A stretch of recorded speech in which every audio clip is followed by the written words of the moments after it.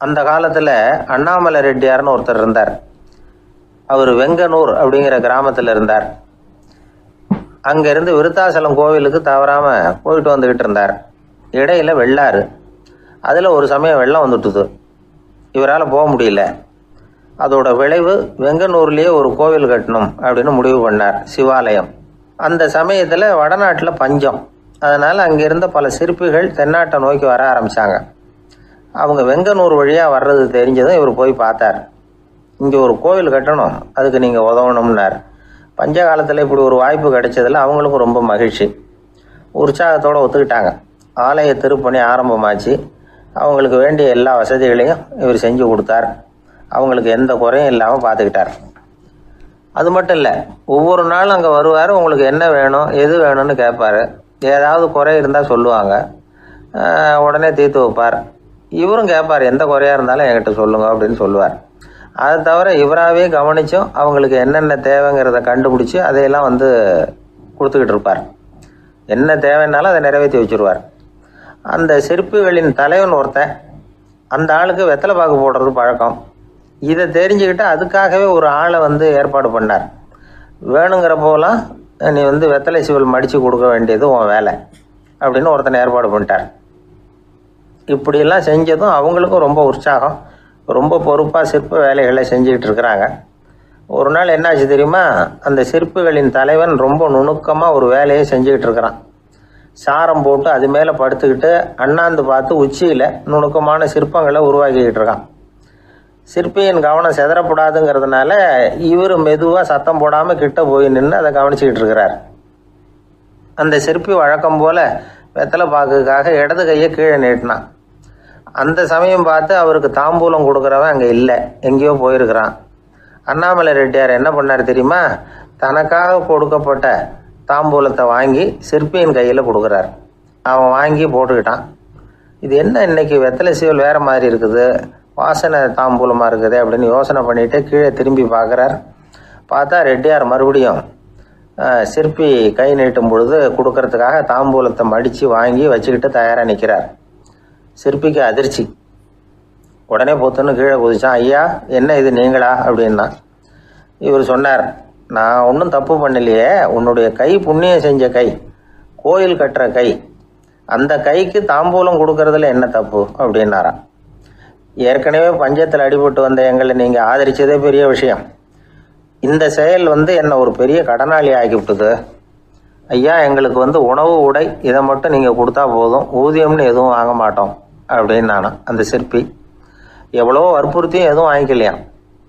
இந்த செய்தியை தமிழ் தாத்தா டாக்டர் ஊவேசா சொல்லியிருக்கிறார். அந்த காலத்தில் எப்படிப்பட்டவங்கெல்லாம் வாழ்ந்துருக்கிறாங்க பாருங்கள். இந்த காலத்தில் ஒருத்தர் கோவில் கட்டினார், வேலை செய்கிற எல்லாருக்கும் சாப்பாடு போடுவார். சிற்ப வேலை செஞ்சுட்டு சாப்பிட வர்ற ஒவ்வொருத்தர் கையையும் அன்பாக பிடிச்சி முத்தம் கொடுத்து உள்ளே அனுப்புவார். அந்த கைகளுக்கு நீங்கள் கொடுக்குற மரியாதையாது அப்படின்னு கேட்டாங்க. அது இல்லைங்க, ஏற்கனவே முதல் பந்தியில் சாப்பிட வந்தவன் மறுபடியும் வர்றானான்னு கண்டுபிடிக்கிறதுக்காக கையை பிடிச்சி மோந்து பார்க்குறேன் அப்படின்னாராம் அவர்.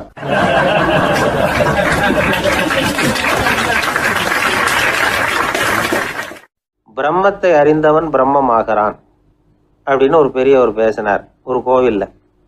தைத்திரிய உபனிஷத்து அப்படி சொல்லுதான். இதை கேட்கும் பொழுது நமக்கு ஒரு சந்தேகம் வரும். அது எப்படி? பிரம்மத்தை அறிந்தவன் பிரம்மம் ஆகிறான்னா, சிங்கத்தை அறிந்தவன் சிங்கம் ஆகிறானா, தோசையை அறிந்தவன் தோசை ஆகிறானா? இப்படிப்பட்ட சந்தேகம் நமக்கு வர்றதுல ஒன்றும் ஆச்சரியம் இல்லை. இது இயற்கை. இதுக்கும் அந்த பெரியவரே பதில் சொல்கிறார். சிங்கம் வேற, நாம வேற. அதனால் சிங்கத்தை அறிந்தவன் சிங்கம் ஆக மாட்டான்.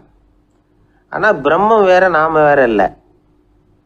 அதனால் பிரம்மத்தை அறிந்தவன் பிரம்மமாகிறான் அப்படிங்கிறது அவரோட விளக்கம். மனிதன் அவன்தான் தான் பிரம்மங்கிறது தெரியாதனால தான் அதை வேற எங்கேயோ தேடிட்டு இருக்கிறான். கடைசியில் அது தான் தாங்கிறது புரிஞ்சுக்கிற பொழுது அவன் பிரம்மம் ஆயிடுறான். இதை விளக்கிறதுக்கு ஒரு உபநிஷத்து கதையே இருக்குது. நமக்கு தெரிஞ்ச கதை தான், ஆனால் அதை வேறு விதமான அர்த்தத்தில் விளையாட்டாக சொல்லிகிட்டு இருக்கிறோம். ஒரு சமயம் ஒரு 10 நண்பர்கள் ஒரு காட்டு வழியாக போய்கிட்டு இருக்கிறாங்க. குறுக்க ஒரு நதி, அதை கடந்து அடுத்த பக்கம் போகணும். எல்லாரும் ஒரு வழியாக கடந்து அடுத்த கரைக்கு போய் சேர்ந்துட்டாங்க. அங்கே போய் சேர்ந்ததுக்கப்புறம் எல்லாரும் பத்திரமா சேர்ந்துட்டோமா அப்படின்னு தெரிஞ்சுக்கிறதுக்காக எண்ணி பார்க்குறான் அந்த கூட்டத்து தலைவன். அவங்க மொத்தம் 10 பேர். ஆனால் அவன் எண்ணி பார்க்குறப்போ 9 தான் வருது. ஏன்னா அவன் தன்னை விட்டுவிட்டான். எதிரில் நிற்கிறவங்கள மட்டுமே எண்ணுறான். ஐயோ 10வது ஆள் எங்கேங்கிறான், பதறான். சரி நீ இரு, நான் எண்ணி பார்க்குறேன்னு சொல்லிவிட்டு இன்னொருத்தன் வந்து எண்ணுறான். அவனும் தன்னை விட்டுட்டு எண்ணுறான். 9 தான் வருது. எல்லாரும் கொய்ய முறையோன்னு கத்த ஆரம்பிச்சிட்டாங்க. அந்த சமயத்தில் ஒரு பெரியவர் அந்த பக்கமாக வர்றார். என்ன விஷயம்னு விசாரிக்கிறார். 10வது ஆள் 6 அடிச்சுட்டு போட்டுது அப்படின்னு சொல்லி இவங்க அழறாங்க. சரி அழாதீங்க அப்படின்னு சொல்லி அந்த தலைவனை பார்த்து இப்படி வாங்குறார். வர்றான். இப்போ எனக்கு முன்னாடி ஒரு தரம் எண்ணு பார்க்கலாம்ங்கிறார். 1 2 3ன்னு ஆரம்பித்து 9ல் வந்து முடிக்கிறான். உடனே பெரியவர் நீ தான் அந்த 10வது ஆள் அப்படிங்கிறார். இது உண்மை. நாம தான் அது. நாம தான் நம்மளை வேற எங்கேயோ தேடிட்டு இருக்கிறோம். நாம் எங்கேயோ தேடிட்டு இருக்கிறோமே, அந்த பிரம்மம் நாம தான். இப்படி ஒரு பெரிய உண்மையை விளக்கிறதுக்காக தான் அப்படி ஒரு கதை சொல்லப்பட்டது. ஆனால் அதை வந்து நாம் வேறு விதமாக வேடிக்கையாக உபயோகப்படுத்திக்கிட்டு இருக்கிறோம்.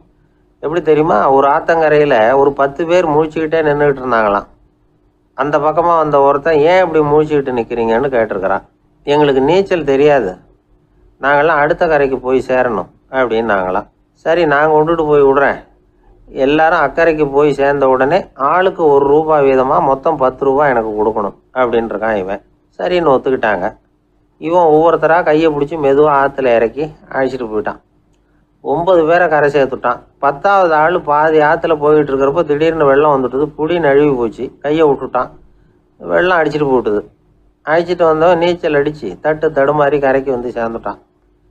கரையில் இருந்தவங்களுக்கு இந்த விஷயம் தெரியாது. இருந்தாலும் இவன் உடம்பு பூரா நனைஞ்சி கொஞ்சம் அதிகமாக மூச்சு வாங்க நின்றுக்கிட்டு இருந்தானா, ஏங்க ஏன் இப்படி மூச்சு வாங்குது, என்ன விஷயம் அப்படின்னு கேட்டாங்களாம். அதுக்கு இவன் கொஞ்சமாக அலட்டிக்காமல் சொன்னானா, வேற ஒன்றும் இல்லை, நீங்கள் கொடுக்க வேண்டிய ₹10 ₹1 குறைஞ்சி போச்சு அவ்வளவுதான் அப்படின்னானா.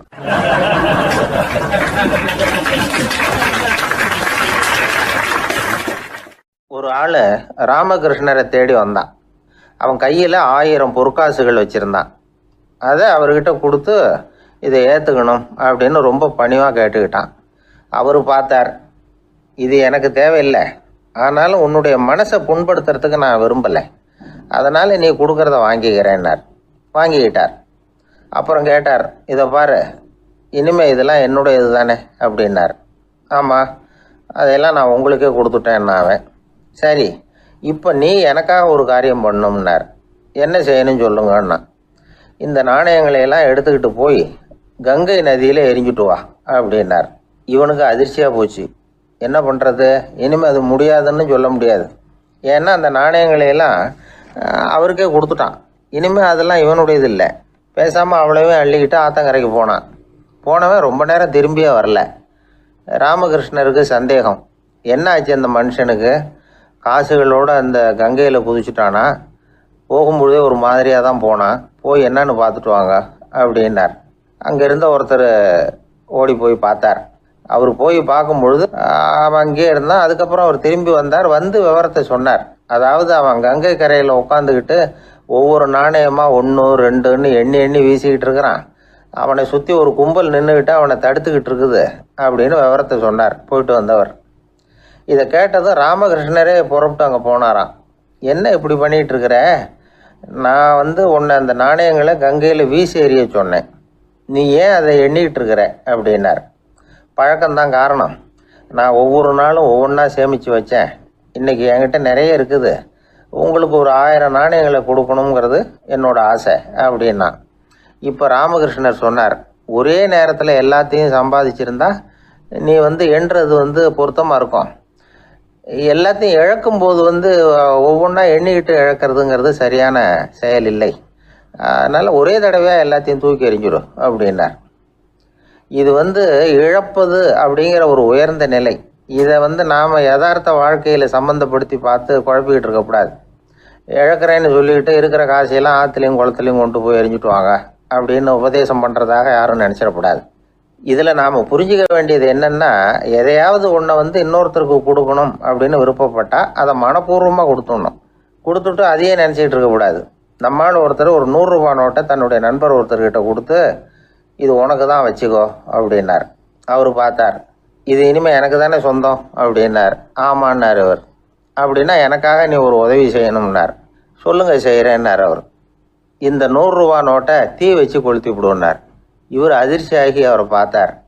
இப்போ அவர் சொன்னார், நீ எனக்கு அன்பாக கொடுத்தது இது, இந்த நோட்டு கள்ள நோட்டுங்கிறது எனக்கு முன்னாடியே தெரியும், சீக்கிரம் கொளுத்தி விடு, அதுதான் நம்ம 2 பேருக்குமே நல்லது அப்படின்னாராம் அவர்.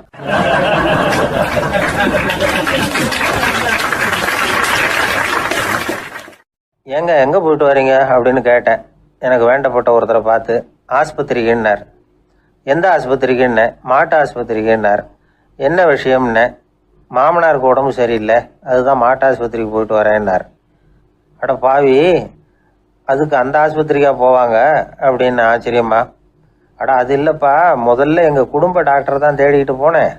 அவர் அந்த நேரத்தில் அவர் வளர்க்குற நாய்க்குட்டிக்கு உடம்பு சரியில்லைன்னு சொல்லி அதை தூக்கிக்கிட்டு மாட்டு ஆஸ்பத்திரிக்கு போயிட்டாராம் சொன்னாங்க.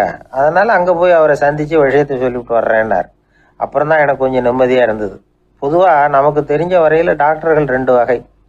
நமக்கு வைத்தியம் பண்ணுற டாக்டர்கள் ஒரு வகை, நம்மக்கிட்ட இருக்கிற ஆடு மாடு கோழிக்கு வைத்தியம் பண்ணுற டாக்டர்கள் ஒரு வகை. இப்போ தான் எனக்கு தெரியும் இன்னொரு வகையான டாக்டர்களும் உண்டுங்கிறது. அது யாருன்னா பூச்சிகளுக்கு வைத்தியம் பண்ணுற டாக்டர்கள், அதாவது பூச்சி டாக்டர்கள்.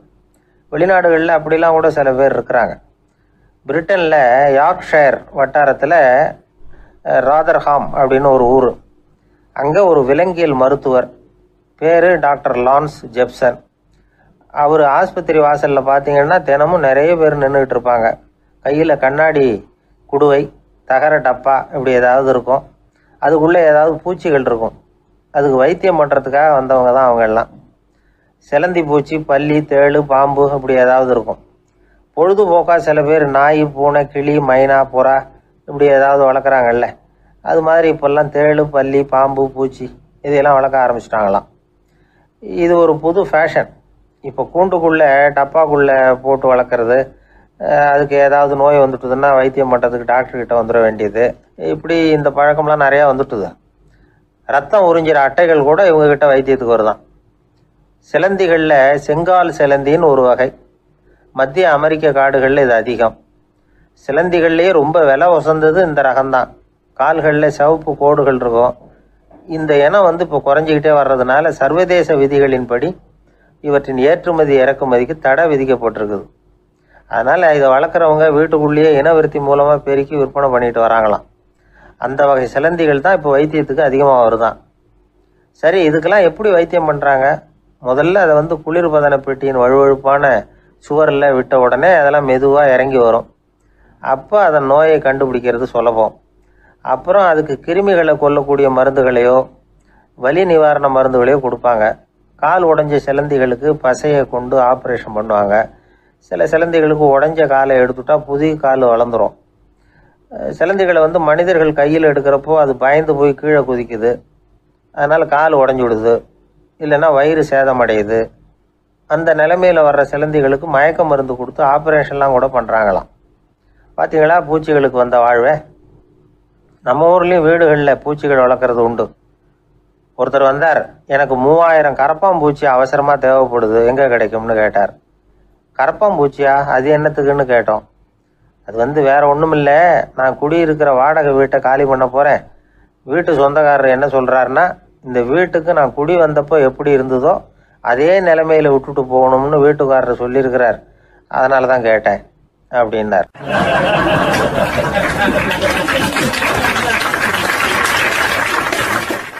ஒரு தந்தை தன்னோட பிள்ளைய ரொம்ப தைரியசாலியாக வளர்க்கணும்னு ஆசைப்பட்டார்.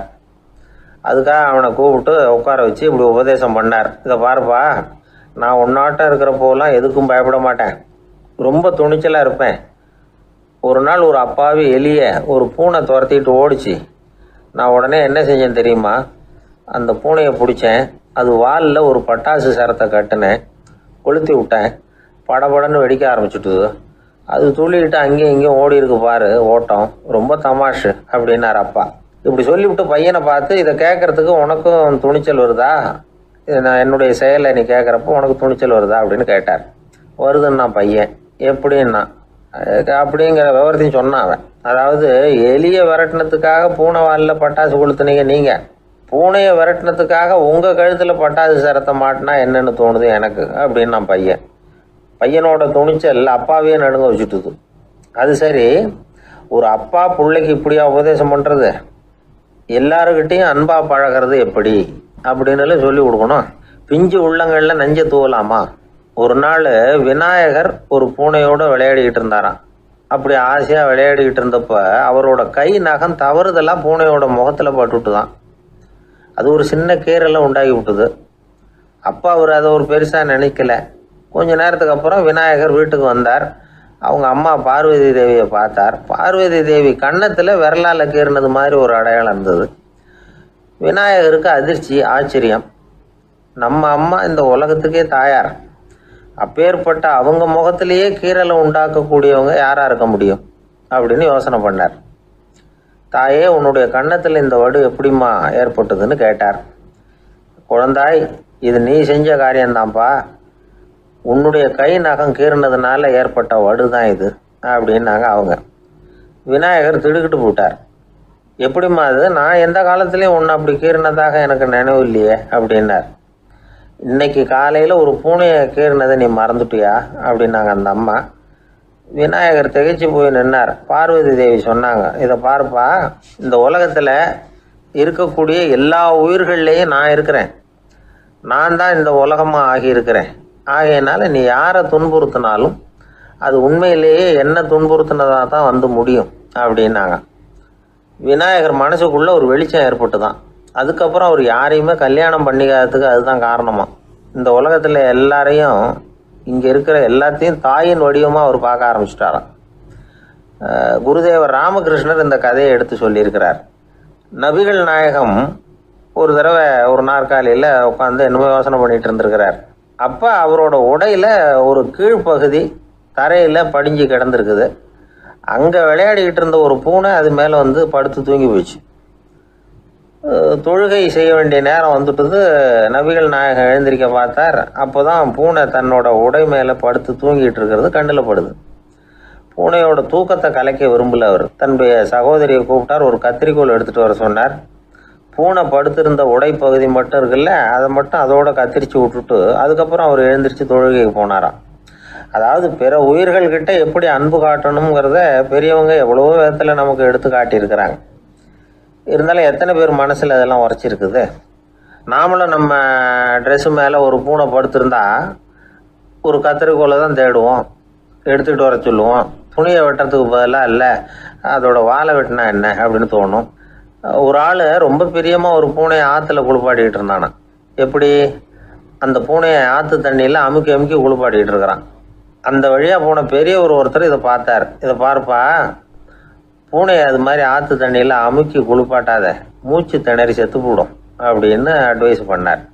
நீ போய் அவன் வேலையை பார்த்துக்கிட்டு, எனக்கு எல்லாம் தெரியும்னா இவன். சரின்னு அவர் போயிட்டார். கொஞ்ச நேரம் கழித்து அவரே அந்த வழியாக திரும்பி வந்துக்கிட்டு இருந்தார்.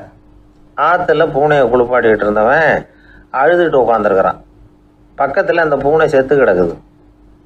இதை பார்த்தார் பெரியவர். நான் தான் அப்போவே சொன்னேனே அந்த பூனையை ஆற்றுல நினைக்காதேன்னு, அதை கேட்டிருந்தா இப்படி ஆயிருக்குமா அப்படின்னார். அந்த ஆள் கோபமாக இவரை முறைச்சி பார்த்தான். அட போய்யா, இந்த பூனை ஆற்றுல குளித்ததுனால ஒன்றும் செத்து போகல, குளித்ததுக்கு அப்புறம் அதோட உடம்பு ஈரமாக இருக்குதுன்னு அதை புழிஞ்சேன், அதனால தான் இப்படி ஆயிட்டுது அப்படின்னு நானா.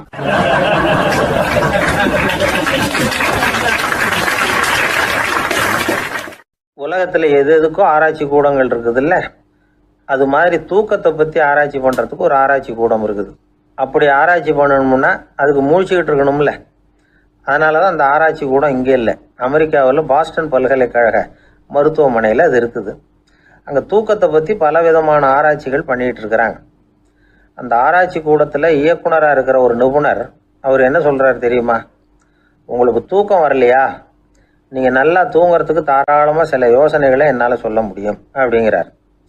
யோசனை தானே, காசா பணமாக கேட்டு வச்சுக்கலாமே.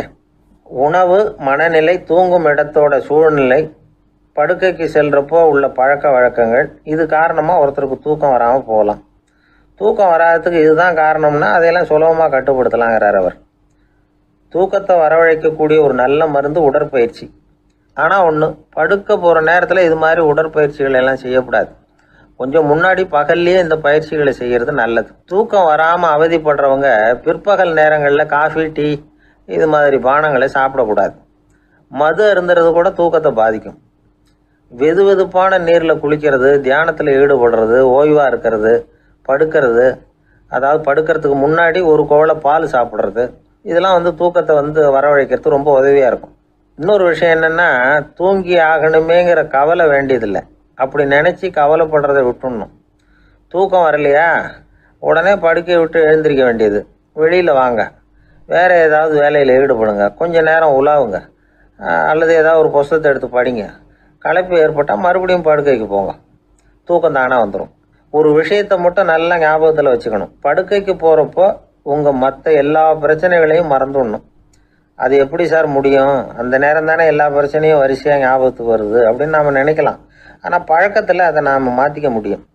கொஞ்சம் முயற்சி பண்ணணும், அவ்வளோதான். இது எல்லாமே ஆராய்ச்சி பண்ணி பார்த்துட்டு அந்த நிபுணர் சொல்கிற கருத்து தான். இன்னொரு விஷயமும் அவர் சொல்கிறார். அது என்னென்னா, உடல் கோளாறு காரணமாக தூக்கம் வராமல் அவதிப்படுறவங்களுக்கெல்லாம் இந்த யோசனைகள் சரியாக வராது அப்படிங்கிறார். அதுக்கெல்லாம் மருத்துவ சிகிச்சை கொடுத்து தான் சரி பண்ணணும். சில பேருக்கு நடு ராத்திரியில் மூச்சு திணறல் ஏற்பட்டு தூக்கம் வராமல் போயிடும். ஊரெல்லாம் தூங்குறப்ப தான் மட்டும் தூங்காமல் மூழ்கிட்டு இருக்கிறது, ஊரெல்லாம் மூழ்கிட்டு இருக்கிறப்போ தான் மட்டும் தூங்குறது, இது மாதிரி கோளாறுகளால் சில பேர் பாதிக்கப்படலாம். காலு தசை முறுக்கிக்கிறதுனால சில பேருக்கு அடிக்கடி விழிப்பு வரலாம். மன அழற்சி காரணமாக சில பேருக்கு தூக்கம் வராது. இது மாதிரி கோளாறுகளுக்கெல்லாம் அதுக்கு தகுந்த மாதிரி சிகிச்சை கொடுத்து தான் சரி பண்ண வேண்டியிருக்கும். எந்த கோளாறும் இல்லாமல் தூக்கம் வரலைன்னா ஆரம்பத்தில் சொன்ன முறைகளை கடைபிடிச்சு பார்க்கலாம். தூக்கம் வந்ததுன்னா யோசனை சொன்ன அந்த நிபுணருக்கு நன்றி சொல்லலாம். ஒருத்தர், ஏன் சார் பஸ்ஸில் தூங்குறது கெட்ட பழக்கமானு கேட்டார். இல்லையே, நான் கூட பஸ்ஸில் போகிறப்ப தூங்கிட்டு தானே போவேன் அப்படின்னார் இன்னொருத்தர். அப்புறம் ஏன் என்ன டிரைவர் வேலை வேணாம்னு வீட்டுக்கு அனுப்பி வச்சுட்டாங்க அப்படின்னாராம் அவர்.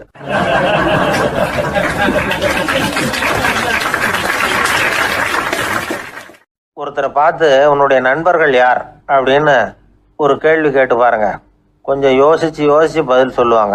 அவங்ககிட்டயே உன்னுடைய எதிரிகள் யார் அப்படின்னு கேளுங்க, கடகடன்னு ஒப்பிச்சிருவாங்க.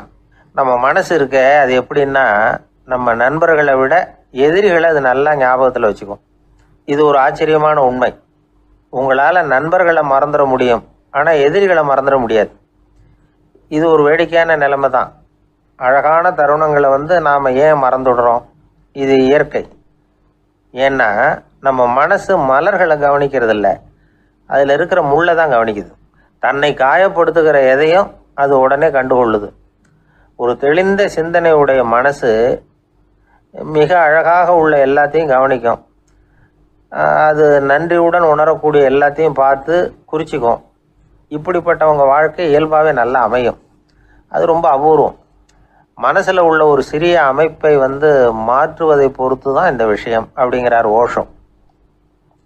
ஒரு யூத கோவில் இருந்து தான், அது யூதர்களின் மடமாகவும் இருந்தது. அங்கே ஒரு தலைமை குரு, அவர் ரொம்ப கண்டிப்பானவர். அந்த கோவிலை ஒட்டி ஒரு தோட்டம். ஒரு நாள் காலையில் அந்த தோட்டத்தில் 2 இளம் யூதர்கள் நடந்து போய்கிட்டு இருக்கிறாங்க. காலையில் 1 மணி நேரம், மாலையில் 1 மணி நேரம் அவங்க அந்த தோட்டத்தில் நடக்கிறதுக்கு அனுமதி உண்டு. மற்ற நேரங்களில் அவங்க மத புத்தகங்களை படிக்கணும், பிற விதிமுறைகளை கடைபிடிக்கணும். அந்த 2 பேருமே தொடர்ந்து புகைப்பிடிக்கிற பழக்கம் உள்ளவங்க. ஆனால் கோவில் மடத்தில் இருக்கிறப்போ அவங்க புகைப்பிடிக்க முடியாது, அது கடுமையான குற்றம். சரி, நாம் தோட்டத்தில் இருக்கிறப்போவாவது புகைப்பிடிக்கலாமா அப்படின்னு ஒரு ஆசை அவங்க 2 பேருக்குமே. இருந்தாலும் பயம். இப்படி கேட்டால் மத குரு என்ன சொல்லுவாரோ அல்லது என்ன செய்வாரோங்கிற பயம். இப்படியே கொஞ்ச நாள் ஆச்சு.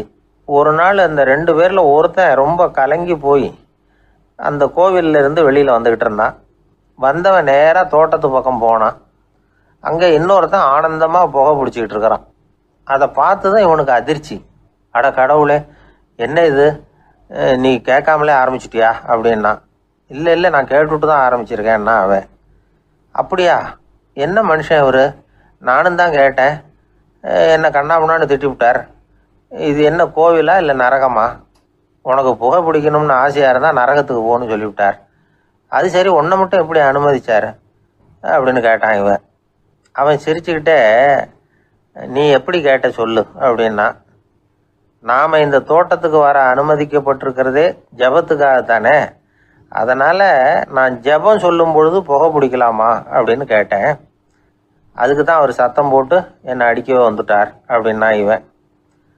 நீ ஒரு மாதிரியாக கேட்டிருக்க, நான் வேற மாதிரியாக கேட்டிருக்கிறேன். ஜெபம் சொல்லும்போது புகை பிடிக்கலாமான்னு நீ கேட்டிருக்க. ஐயா, புகை பிடிக்கும் பொழுது ஜெபிக்கலாமா அப்படின்னு நான் கேட்டேன். அதில் தப்பு ஒன்றும் இல்லை அப்படின்னு பதில் சொல்லிட்டார். அப்படின்னா ஒரு சிறிய மாற்றம்தான் அது மிகப்பெரிய மாறுதலை ஏற்படுத்தி விட்டது. மனசு நல்ல விதமாக சிந்திக்க ஆரம்பிச்சுட்டுதுன்னா மகிழ்ச்சிக்கு பஞ்சம் இல்லை. ஒரு கஞ்சன் ஆற்றுல விழுந்துட்டான், வெள்ளத்தில் தத்தடிச்சுக்கிட்டு இருக்கிறான். கரையில் நின்ன ஒருத்தர் உன் கையை கொண்டா இப்படி பிடிச்சி இழுத்து கரையில் சேர்த்து விடுறேன்னார். எதையும் கொடுத்து பழக்கம் இல்லாத அவன் கையையும் கொடுக்க மாட்டேன்னுட்டான்.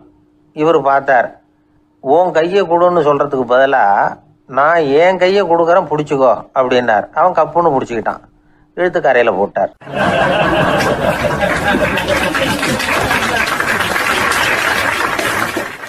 ஆயிரத்தி 1816 வருஷம் செப்டம்பர் மாதம் 11ஆம் தேதி பிரான்ஸ் தேசத்தில் உள்ள ஒரு மருத்துவமனை.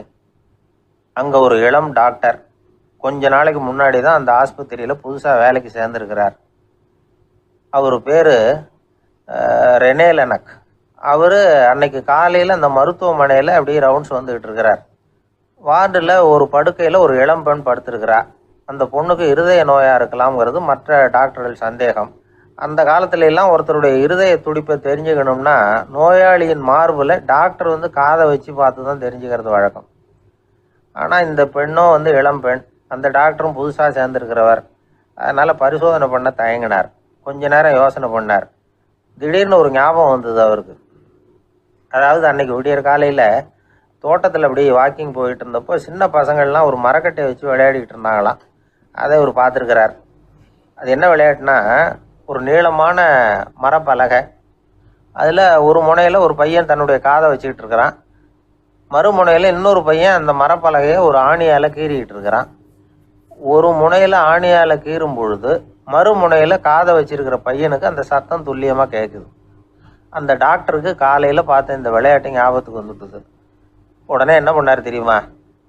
ஒரு நீளமான காகிதத்தை எடுத்தார், அதை அப்படியே உருளை மாதிரி உருட்டினார். ஒரு முனையை அந்த நோயாளியின் மார்பில் இடது பக்கம் வச்சார், இன்னொரு முனையில் தன்னுடைய காதை வச்சார். என்ன ஆச்சரியம்! நோயாளியின் மார்பில் நேரடியாக காதை வச்சு கேட்குறத விட துல்லியமாக கேட்டுது இதய துடிப்பு. இதய துடிப்பு மட்டும் இல்லை, மூச்சு இழுத்து விடுறது, திரவ பொருள்களின் அசைவு, எல்லா சத்தமும் தெளிவாக கேட்குது. கிரேக்க மொழியில் ஸ்டெத்தாஸ் அப்படின்னா மார்பு, ஸ்கோப்பின் அப்படின்னா பார்ப்பதுன்னு அர்த்தம். அதனால் டாக்டர் ரெனே லெனக் தான் கண்டுபிடிச்ச கருவிக்கு ஸ்டெத்தஸ்கோப் அப்படின்னு பேர் வச்சார்.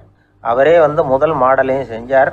அளவு ரொம்ப பெருசாக இருந்தது, சுலபமாக எடுத்துகிட்டு போகிறது கஷ்டம், அது அவ்வளோ கஷ்டமாக இருந்தது அது.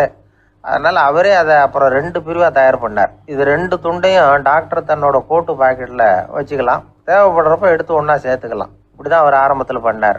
தன்னுடைய இந்த கண்டுபிடிப்பை பற்றி அவர் ஒரு புத்தகம் எழுதினார். நிறைய விற்றுது, புகழும் பணமும் சேர்ந்தது. பணமும் புகழும் சேர்ந்தது மாதிரியே அவருக்கு ஒரு நோயும் சேர்ந்தது. அது என்ன நோயின்னு கண்டுபிடிக்கிறதுக்கும் அவர் கண்டுபிடிச்ச கருவி தான் உபயோகப்பட்டு தான்.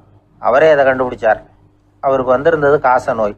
1826 வருஷம் ஆகஸ்ட் மாதம் 13ஆம் தேதி உலகத்தின் முதல் ஸ்டெதஸ்கோப்பை கண்டுபிடிச்ச டாக்டர் ரெனே லெனக் காலமானார். அவர் சாகிறதுக்கு முன்னாடி மரத்தால் செஞ்சு வச்சுருந்த ஸ்டெதஸ்கோப்பை தனக்கு வேண்டியப்பட்ட ஒரு டாக்டர்கிட்ட கொடுத்து, என்னுடைய சொத்துக்கள்லேயே ரொம்ப வசந்தது அப்படின்னு சொன்னாராம். அதுக்கப்புறம் 3 வெள்ளைக்காரங்க சேர்ந்து இந்த கருவியில் சில மாற்றங்களை பண்ணாங்க. ஆனால் 1829 லண்டனில் டாக்டர் நிக்கோலஸுங்கிறவர் ஒரு காதால் இதய துடிப்பை கேட்குறத விட டாக்டர் 2 காதாலையும் கேட்கறது தான் சரியாக இருக்கும் அப்படின்னு ஒரு கருத்தை வெளியிட்டார். அதுக்கப்புறம் ரொம்ப காலம் கழித்து 1852 ஜார்ஜ் காமான் அப்படிங்கிறவர் ரப்பர் டியூப்களை உபயோகப்படுத்தி 2 காதாலையும் கேட்குற மாதிரி ஒரு புதிய வடிவத்தை அதுக்கு கொடுத்தார். அதுக்கு பிறகு அது படிப்படியாக எவ்வளவோ மாற்றங்கள் இருந்தாலும் ஆரம்பத்தில் டாக்டர் ரெனே லெனக் உருவாக்கின அடிப்படை மாடலை யாரும் மாற்றி அமைக்கலைங்கிறது தான் முக்கியமான விஷயம். நமக்கு தெரிஞ்ச ஒரு ஆஸ்பத்திரி, அதில் ஒரு நோயாளி, காலை நேரத்தில் நர்ஸு அந்த பக்கமாக போயிட்டு இருந்தாங்க. அதை பார்த்துட்டு ஒரு நர்ஸுன்னு கத்துறார். நர்ஸு அவசரமாக ஓடி என்ன விஷயம்னு கேட்டாங்க. சிஸ்டர், இங்கே பாருங்கள், உங்கள் டாக்டரை என் நெஞ்சில் ஒரு காதை வச்சு கேட்டுக்கிட்டு இருக்கிறார் அப்படின்னார் நோயாளி. சிஸ்டர் பதட்டப்படாமல், அதனால் என்ன, இந்த டாக்டர் பழமையான விஷயங்களில் ரொம்ப நம்பிக்கை உள்ளவர், அதனால் ஸ்டெதாஸ்கோப்பை உபயோகப்படுத்தாமல் காதை வச்சு கேட்குறார், அது ஒன்றும் தப்பு இல்லை அப்படின்னாங்களாம். ஐயோ, அதுக்காக இல்லை சிஸ்டர், இவர் என் நெஞ்சு மேலே தலையை வச்சது நேற்று ராத்திரி 9 மணி, இப்போ விடிஞ்சு போச்சு, இன்னமும் தலையை எடுக்கவே இல்லை, அதுக்காக தான் சந்தேகப்பட்டு உங்களை கூப்பிடுறேன் அப்படின்னாராம்.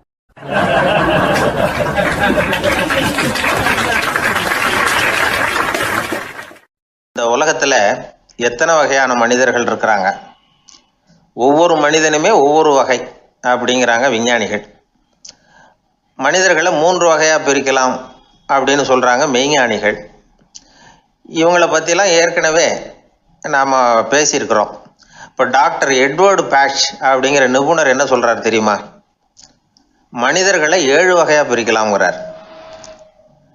மனிதர்களின் மனநிலை அடிப்படையில் அவங்கள 7 விதமாக வகைப்படுத்துகிறார் அவர். சரி, அது என்ன 7 வகை? முதல் வகை என்னன்னா, பயந்த குணம் உள்ளவங்க. சார் ரொம்ப பயந்த சுபாவம், வீட்டில் கூட வாயே திறக்க மாட்டார், சாப்பிட போகிறப்ப மட்டும்தான் கொஞ்சம் வாயை திறப்பார், அப்புறம் மூடிக்குவார் அப்படின்னு சில பேரை பற்றி நாம் பேசிக்கிறது உண்டு. இவங்கள்லாம் இந்த வகை, அதாவது பயந்த குணம் உள்ளவர்கள் அப்படிங்கிற முதல் வகை. சரி, 2வது வகை என்னன்னா, சஞ்சலப்படுகிறவர்கள், எதுக்கு எடுத்தாலும் கலக்கம், குழப்பம், இப்படியே காலம் தள்ளிட்டு இருப்பாங்க. பல பேர் பார்த்துருப்பீங்க, அவங்கெல்லாம் இந்த வகை. 3வது வகை என்னன்னா, யதார்த்த உலகை மறந்து கற்பனை உலகத்திலேயே மிதக்கிறவங்க. இளைஞர்கள், கவிஞர்கள், இப்படி பல பேர் இருக்கிறாங்க. எப்போ பார்த்தாலும் கற்பனை உலகத்திலேயே மிதந்துக்கிட்டு இருப்பாங்க. கிட்டத்தில் போய் என்னங்க ஒரு மாதிரியாக இருக்கிறீங்க அப்படின்னு கேட்டு பாருங்கள், அவங்களெல்லாம் ஏதோ ஒரு அற்ப புழுவை பார்க்குறது மாதிரி அவங்கள பார்ப்பாங்க. அதுவும் அந்த வானத்து நிலாவை பாருங்கள், அது என்னை வா வான்னு கூப்பிடுது, எனக்கு சீக்கிரத்தில் ஒரு நாள் சிறகுகள் முளைக்கும், சிறகடித்து வானத்தில் பறந்து போவேன், அந்த செல்ல நிலாவை கொஞ்சிவிட்டு வருவேன், இப்படிலாம் பேசிக்கிட்டு இருப்பாங்க. கொஞ்சிறது அப்புறம் இருக்கட்டும், இப்போ கஞ்சிக்கு வழியே பாருப்பா அப்படின்னா அதை காதில் வாங்க மாட்டாங்க. நாம் ஏதோ இந்த உலகத்தை அனுபவிக்க தெரியாதவர்கள் மாதிரி நம்மளை அவங்க கவனிப்பாங்க. இப்படி ஒரு ரகம். 4வது வகை மனிதர்கள் எப்படின்னா, இவங்க தனிமை உணர்வு மிக்கவர்கள். இவங்க மற்றவங்களோட இயல்பாக நெருங்கி பழகிறதில்ல, தான் உண்டு தன்னுடைய வேலை உண்டுன்னு இருந்துட்டு போகிறவங்க.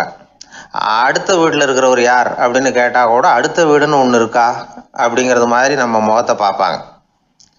அவங்ககிட்ட மேற்கொண்டு நாம் என்னத்தை பேச முடியும்? இப்படி ஒரு வகை.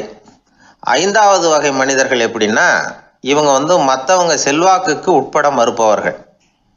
அடுத்தவங்களோட செல்வாக்குக்கு இவங்க ஆட்படுறதில்ல. நான் யார் தெரியுமான்னு கேட்டால் அதை தெரிஞ்சுட்டு எனக்கு என்ன ஆக போகுதும்பாங்க. இவங்கெல்லாம் அந்த ரகம். 6வது வகை மனிதர்கள் எப்பவும் எதுலேயும் பற்றில்லாமல் இருக்கிறவங்க. இது ஒரு துறவு மனப்பான்மை.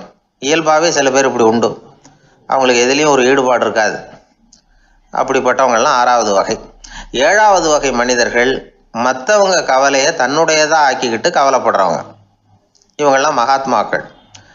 தாம் வேறு அடுத்தவங்க வேறு அப்படிங்கிற எண்ணம் இவங்களுக்கு வர்றதில்லை. அதனால் அடுத்தவங்களுக்கு ஒரு துன்பம் வந்ததுன்னா இவங்களால சும்மா இருக்க முடியறதில்லை. ஆகக்கூடி இப்படி 7 விதமான மனிதர்களை அடையாளம் காட்டுறார் அந்த நிபுணர். இதில் நாம் எந்த வகையில் வர்றோம் அப்படிங்கிறத நாம் தான் அடையாளம் கண்டுபிடிக்கணும். எனக்கு தெரிஞ்ச ஒரு மனிதர் உண்டு. அவர் ஒரு வித்தியாசமான வகை. எதையும் நடைமுறை சாத்தியமாக சிந்திக்கிறவர். எப்பவும் அடுத்தவங்களும் நல்லா இருக்கணும், நாமும் நல்லா இருக்கணும் அப்படின்னு ஆசைப்படுறவர். அவருக்கு ஒரு சமயம் திடீர்னு உடம்பு சுகம் இல்லாமல் போயிட்டுது. டாக்டர்கிட்ட போனார், பணம் கொடுத்தார், வைத்தியம் பார்த்துக்கிட்டார். அவர் எழுதி கொடுத்த மருந்து சீட்டை வாங்கினார். ஒரு மருந்து கடைக்கு போனார், பணம் கொடுத்தார், மருந்து வாங்கினார். அதை எடுத்துகிட்டு வீட்டுக்கு வந்தார். அதுக்கப்புறம் அந்த மருந்து அவர் சாப்பிட்ணும்ல, சாப்பிடவே இல்லை, அப்படியே சும்மா வச்சுட்டார். அவரை பார்த்து கேட்டேன், ஏன் சார் இப்படி பண்ணுறீங்க, வீண் செலவு தானே இது, நீங்கள் ஏன் டாக்டர்கிட்ட போய் பணம் செலவு பண்ணினீங்கன்னு கேட்டேன். அவர் சொன்னார், டாக்டர் வாழணும் இல்லையா, அதனால தான் அப்படின்னார். சரி, அப்புறம் ஏன் மருந்து வாங்கினீங்க அப்படின்னு கேட்டேன். மருந்து கடைக்காரர் வாழணும் இல்லையா, அதனால தான் அப்படின்னார். சரி, அப்புறம் ஏன் வாங்கின மருந்து சாப்பிடாம வச்சுட்டீங்க அப்படின்னதுக்கு, நான் வாழணும் இல்லையா அதனால தான் அப்படின்னார். இவர் வாழ்க்கையை புரிஞ்சுக்கிட்டவர். இப்படி வாழ்க்கையை புரிந்து கொண்டு வாழ தெரிஞ்சுக்கணும். எந்த வகை மனிதர் நாம் அப்படிங்கிறத புரிஞ்சுக்கிட்டு வாழ்ந்தோம்னா வாழ்க்கையில் வெற்றி நிச்சயம்.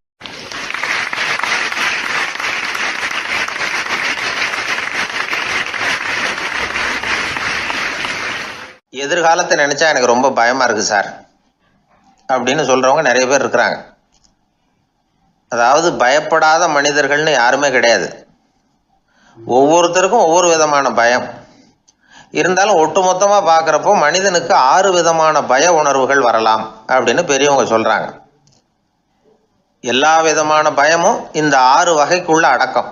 அந்த 6 வகை பயமும் 6 எதிரிகள் மாதிரியாம். 6 எதிரிகளையும் புரிஞ்சுக்கிட்டோம்னா போதும், வாழ்க்கையில் சுலபமாக வெற்றி அடைய முடியும். சரி, அந்த 6 வகை பயம் என்னென்ன அப்படின்னு பார்ப்போம்.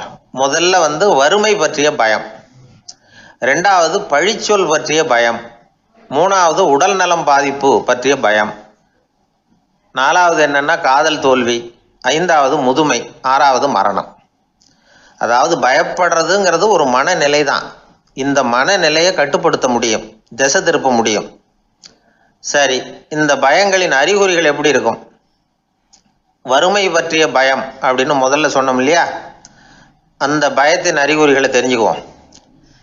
எதுலேயும் அக்கறை இல்லாமல் இருக்கிறது, ஒரு குறிக்கோள் இல்லாமல் இருக்கிறது, வறுமையை சகிச்சுக்கிறது, வாழ்க்கையில் கிடைக்கிறது எதுவாக இருந்தாலும் ஆட்சேபனை இல்லாமல் ஏற்றுக்கிறது, மனசாலும் உடம்பாலும் சோர்ந்து போயிருக்கிறது, ஆர்வம், முனைப்பு, கற்பனை திறன் எதுவுமே இல்லாமல் இருக்கிறது. இதெல்லாம் தான் அந்த வறுமை பற்றிய பயத்தின் அறிகுறிகள். அந்த அடுத்தது ஒன்று பார்த்தோமே, பழிச்சொல் பற்றிய பயம். அதாவது அடுத்தவங்க நம்மளை குறை சொல்லி விடுவாங்களோ அப்படிங்கிற பயம். இதுக்கு அறிகுறி என்ன தெரியுமா? புதியவர்களை சந்திக்கிறதுக்கு பயப்படுறது, முடிவு எடுக்க முடியாமல் குழம்புறது, பிரச்சனைகளை தவிர்க்க விரும்புறது, தாழ்வு மனப்பான்மை, வரவுக்கு மீறி செலவு செஞ்சு இமேஜை உயர்த்திக்கிறது, குறிக்கோள் இல்லாத வாழ்க்கை. இதெல்லாம் தான் அதுக்கு அறிகுறிகள். 3வது பயம் உடல் நலம் பாதிப்பு பற்றிய பயம், அதாவது நோய் பற்றிய பயம். ஒரு உண்மை என்ன தெரியுமா? டாக்டரை சந்திக்கிற மனிதர்களில் 75% பேர் தங்களுக்கு நோய் வந்துட்டுதுங்கிற கற்பனையில் இருக்கிறவங்களாம். நிஜமாவே நோய் கிடையாது அவங்களுக்கு. இந்த பயத்தின் அறிகுறிகள் என்னென்னா, வியாதிக்கான அறிகுறிகள் தன்னிடம் இருக்கிறதாக நினச்சிக்கிறது, எந்த நேரமும் வியாதியை பற்றியே பேசி பேசி மனசை அங்கேயே வச்சிருக்கிறது, நோய் சம்பந்தமான செய்திகளை படித்து நமக்கு இப்படி ஆயிடுமோ அப்படின்னு வேதனைப்படுறது. இதெல்லாம் தான் அதுக்கு அறிகுறிகள். 4வது பயம் காதல் தோல்வி. இது ரொம்ப வேதனை, உடம்பையும் மனசையும் சீரழிச்சு விடும். ஆண்களை விட பெண்கள் தான் இந்த பய உணர்வில் அதிகமாக பாதிக்கப்படுறாங்க. 5வது முதுமை பற்றிய பயம். 6வது மரண பயம், வயசான காலத்தில் எப்படி சமாளிக்கிறது அப்படிங்கிற பயம்.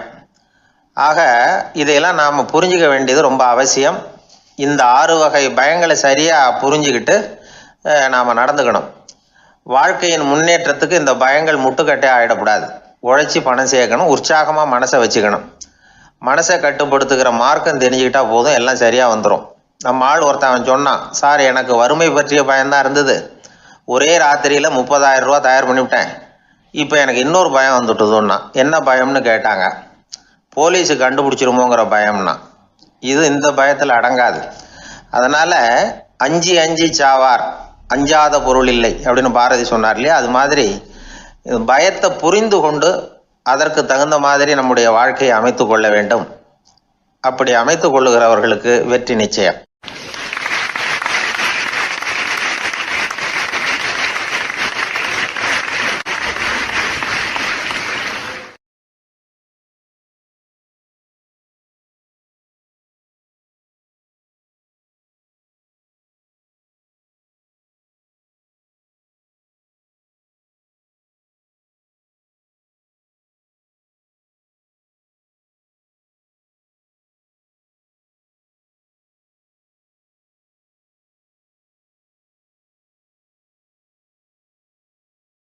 ஆர்வமா பார்த்தேன்.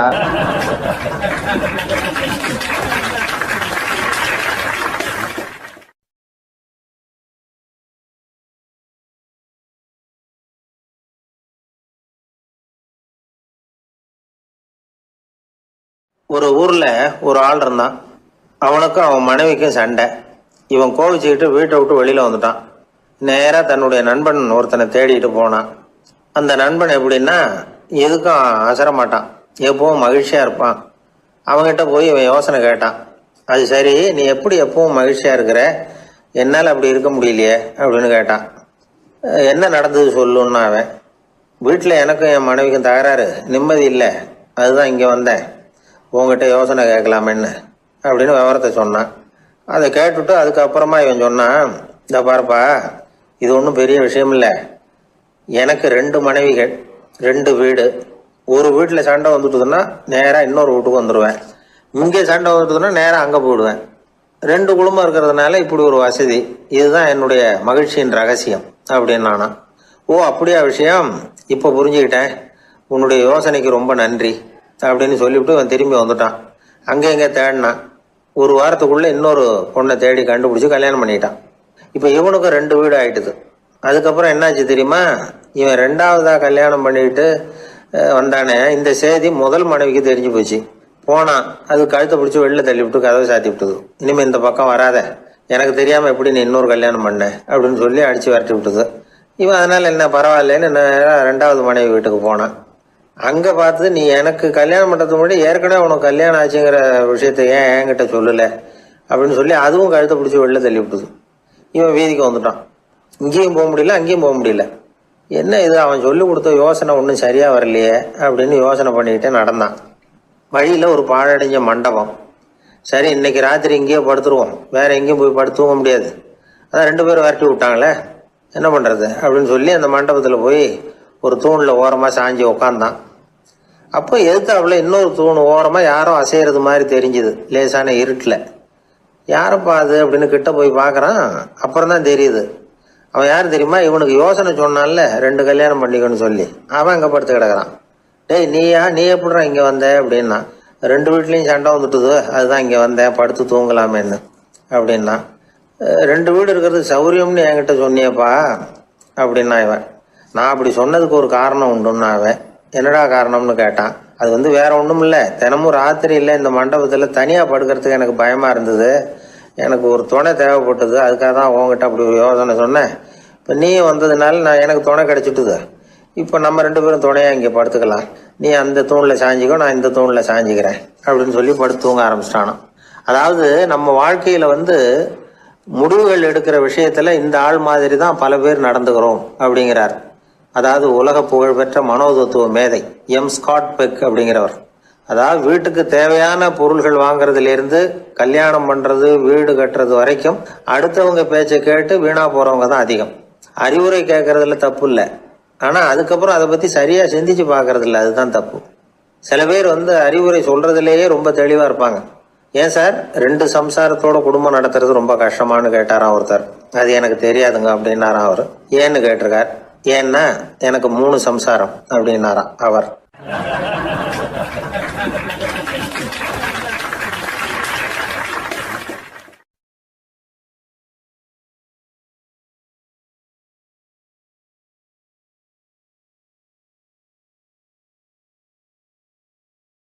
ஒரு புகழ்பெற்ற ஜப்பானிய சாமுராய் வீரன், வாள் வீசுறதுல ரொம்ப கெட்டிக்காரன். ஒரு கடுமையான போரில் கலந்து கொண்டுட்டு களைச்சி போய் திரும்பி வந்தான். படுக்கையில் விழுந்தான். பக்கத்தில் என்னமோ சத்தம் கேட்டுது. திரும்பி பார்த்தான். ஒரு எலி அவனை முறைச்சி பார்த்துக்கிட்டு இருந்தது. உடனே வாழை உருவனா வீசினான். அது தப்பிச்சிட்டு ஓடி போச்சு. எவ்வளோ முயற்சி பண்ணி பார்த்தா முடியல. கடைசியில் அந்த வாள் முறிஞ்சு போனது தான் மிச்சம். ஒரு பக்கம் அவனுக்கு இது அவமானமாக போயிட்டுது, இன்னொரு பக்கம் பயமாக போயிட்டுது. எவ்வளவோ போர்களில் எதிரிகளை பந்தாடினவன் அவன் ஒரு எலிகிட்ட தோற்று போய்டுறதா அவனால் சகிச்சிக்க முடியல. மனைவிகிட்ட சொன்னான் இப்படி நடந்துட்டுதுன்னு. அவள் சிரிச்சா. உங்களுக்கு புத்தியே இல்லை, எலியை போய் யாராவது வாளால் வெட்டுவாங்களா அப்படின்னு அந்த அம்மா சொன்னதும், நீ என்ன சொல்கிறேன்னா, ஒரு பூனையை கொண்டுட்டு வந்துட்டால் போதும், அதுக்கப்புறம் ஏன் எலி வரப்போகுது அப்படின்னது அந்த அம்மா. உடனே ஒரு பூனை சேர்ந்தது. அது சாதாரண பூனை இல்லை, வீர சாகசங்கள்லாம் செஞ்சு பழக்கப்பட்ட பூனை. பெரிய இடத்துல வளர்ந்தது.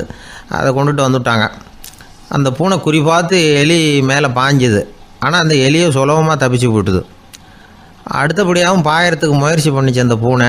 ஆனால் அந்த எலியோ ரொம்ப தந்திரமாக திடீர்னு அந்த பூனையின் முகத்துக்கு நேராக பாஞ்சுது. அவ்வளவுதான். அந்த பூனை பயந்து போய் ஒரே தாவி ஜன்னல் வழியாக வெளியில் ஓடி போச்சு. அந்த வீரனுக்கு இது ஒரு பெரிய அதிர்ச்சியாக இருந்தது. அடுத்தபடியாக யோசனை பண்ணான். ராஜா வளர்த்துக்கிட்டு இருந்த அரண்மனை பூனையை ஒரு நாள் ஏரவலா கேட்டு வாங்கிட்டு வந்தான். ஊர் உலகம்லாம் பேர் வாங்கின பூனை இது. அந்த பூனையாலும் அந்த எலியை ஒன்றும் செய்ய முடியல. வீரனுக்கு ரொம்ப அதிர்ச்சி. அந்த அரண்மனை பூனைகிட்டையே போய் புலம்புனான். அரண்மனை பூனையே, நீயே தோற்று போயிட்டியே, இனிமேல் நான் என்ன செய்ய முடியும்னா. அந்த பூனை சிந்திச்சுது. அப்புறம் சொல்லிச்சு, இந்த காரியத்துக்கு இந்த மேல்மட்ட விவகாரம்லாம் சரிப்பட்டு வராது. சாதாரண வீட்டு பூனை கிடச்சிதுன்னா அதை கொண்டுகிட்டு வந்து விட்டுப்பார் அப்படின்னுது. சாதாரண பூனையால் என்ன செஞ்சிட முடியும்னா இவன் நம்பிக்கை இல்லாமல். இப்போ அந்த அரண்மனை பூனை சொல்லிச்சு, பெரிய வீட்டு பூனையெல்லாம் நல்லா சாப்பிட்டு தூங்கி பழக்கப்பட்டிருக்கோம். அதுக்கெல்லாம் ராஜதந்திரம் தெரியும், ஆனால் எலி பிடிக்க தெரியாது. அதுக்கான வளர்ப்பும் இல்லை, பயிற்சியும் இல்லை. ஏன்னா அதுக்கெல்லாம் பசி கிடையாது. சாதாரண வீட்டு பூனை அப்படி இல்லை, பசிக்கு ஆகாரம் தேடி அலையும். எலிகளை பிடிச்சி சாப்பிட்டுட்டு தான் உயிர் வாழும். அதனால் அதுகளுக்கு எலியை பிடிக்கிற எல்லா உத்திகளும் தெரியும், எங்களுக்கு தெரியாது அப்படின்னுது. அது சரியே, அதுவும் பூனை தான், நீயும் பூனை தான். அதால் முடிகிற காரியம் ஏன் உன்னால் முடியல அப்படின்னு கேட்டான் இவன். இதுக்கு அந்த பூனை சொல்லிச்சு, இதே கேள்வியை நானும் கேட்டேன். உன்னுடைய தந்திர முறை என்னன்னு கேட்டேன். அதுக்கு பதில் சொல்லாமல் படுத்து தூங்கி போச்சு. அதை மறுபடியும் எழுப்பி கேட்டேன். அதுக்கு கோவம் வந்துட்டுது. இதில் என்ன தந்திர முறை வேண்டியிருக்கு? நான் ஒரு பூனை, அவ்வளவுதான். பூனைன்னா பூனை, பூனை எலியை பிடிக்கும், நான் எலியை பிடிக்கிறேன், அவ்வளவுதான்னுது அப்படின்னு சொல்லி விவரமாக சொல்லிச்சு அந்த அரண்மனை பூனை. உடனே ஒரு சாதாரண பூனையை கொண்டுட்டு வந்துட்டாங்க. கொண்டாந்து விட்டால் அது பார்க்குறதுக்கு ரொம்ப சாதாரணமாக தெரிஞ்சுது. இந்த வீரனுக்கு நம்பிக்கை வரல. இருந்தாலும் அதை கொண்டுட்டு வந்து வீட்டுக்குள்ளே விட்டான். ஒரே நிமிஷம் அந்த எலியை கவிட்டு வெளியில் ஓடிப்போச்சு. மேலிடத்து பூனைகள்லாம் இதை வேடிக்கை பார்த்துக்கிட்டு வெளியில் நின்றுக்கிட்டு இருக்குது. எல்லாரும் மெதுவாக அந்த பூனையை நெருங்கி, உங்ககிட்ட அப்படி என்ன தனிப்பட்ட திறமை, அதோட ரகசியம் என்னன்னு கேட்டாங்க. அந்த சாதாரண பூனை ரொம்ப சாதாரணமாக சொல்லிச்சான், அதெல்லாம் எனக்கு தெரியாது, நான் பூனை, அவ்வளவுதான், நீங்களும் பூனையாக இருங்கோ அப்படின்னு சொல்லிவிட்டு அந்த பூனை தன்னுடைய வாயில் கவிய எலியோடு அங்கேருந்து நடந்து போச்சு. இந்த கதையிலேருந்து நாம் புரிஞ்சிக்க வேண்டிய தத்துவம் என்னென்னா, நீயாக இரு. இதுதான் அந்த தத்துவம். நம்ம ஒவ்வொருத்தருக்கு உள்ளேயும் ஒரு தனித்தன்மை இருக்குது. இதை அவங்கவுங்க புரிஞ்சுக்கிட்டு உண்மை இயல்பு புரிஞ்சுக்கணும். நம்முடைய இயல்பு என்னங்கிறது நமக்கு தெரியணும். அதை கண்டுபிடிக்கிறது தான் உண்மையான கலை. ஒரு பெரிய மனுஷன் வாயை அகலமாக திறந்து வச்சுட்டு தூங்கிட்டு இருந்தான். உடனே ஒரு எலி உள்ளே பூந்துட்டு தான். வீட்டு வேலையாள் டாக்டருக்கு ஃபோன் பண்ணான், எங்கள் முதலாளி வாய்க்குள்ளே ஒரு எலி பூந்துட்டுது டாக்டர் அப்படின்னா. நான் உடனே புறப்பட்டு வரேன், அதுக்கு முன்னாடி நீ ஒரு ரொட்டி துண்டை எடுத்து ஒரு வாய்க்கு முன்னாடி காட்டு, உள்ளே போன எலி வெளியில் வந்துடும்னார் டாக்டர். சரின்னு சொல்லிவிட்டான். கொஞ்ச நேரத்தில் டாக்டர் அங்கே போய் சேர்ந்தார். அப்போ வேலைக்காரன் ஒரு பெரிய மீனை அவர் வாய்க்கு நேராக இப்படியும் இப்படியும் ஆட்டிக்கிட்டு இருந்தான். நான் ரொட்டி துண்டை தானே காட்ட சொன்னேன்னார் டாக்டர். அவன் சொன்னான், எலியை வெளியில் கொண்டுட்டு வர்றதுக்கு ரொட்டி துண்டை காட்ட சொன்னீங்க டாக்டர், அதுக்கப்புறம் அந்த எலியை துரத்திக்கிட்டு ஒரு பூனை உள்ளே போயிருக்கு, அதுக்காக தான் இந்த மீனை காட்டிக்கிட்டு இருக்கேன் நானா. இது எதுக்குன்னா, இப்படி வேடிக்கையாக சொல்கிறது, பூனை பூனையாக இருக்க வேண்டும், எலி எலியாக இருக்க வேண்டும், மனுஷன் மனுஷனாக இருக்க வேண்டும் அப்படிங்கிறத புரிஞ்சுக்கிறது. நாம இருக்கிற வரை வெற்றி நிச்சயம்.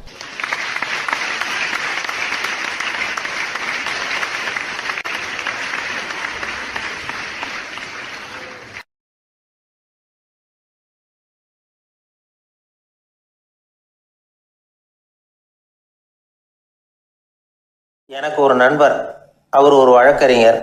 ஒரு நாள் அவர்கிட்ட பேசிக்கிட்டு இருந்தேன். அப்போ கேட்டேன், ஏன் சார் நீங்கள்லாம் கோர்ட்டில் வாதாடுறப்போ கருப்பு நிற அங்கி அணியிறீங்களே, அதுக்கு என்ன காரணம்? சட்டத்துக்கும் கருப்பு கலருக்கும் என்ன சம்பந்தம் அப்படின்னு கேட்டேன். அது ஒரு சுவாரஸ்யமான கதைன்னார் அவர். சொல்லுங்களேன் அப்படின்னு அவர் சொன்னார். கிபி 1694 வருஷத்தில் இங்கிலாந்து அரசி 2வது மேரிங்கிறவர் இறந்து போனார். அந்த ராணியோட கணவர் 3ஆம் வில்லியம், அவரு ஒரு உத்தரவு போட்டாராம், அரசியோட மறைவுக்கு அனுதாபம் தெரிவிக்கிற வகையில் வழக்குரைஞர்கள் எல்லாரும் கருப்பு நிற அங்கி அணியணும் அப்படின்னு. அன்னைக்கு ஆரம்பித்த அந்த பழக்கம் அதுக்கப்புறம் மாறவே இல்லையாம், இன்னைக்கும் தொடருது.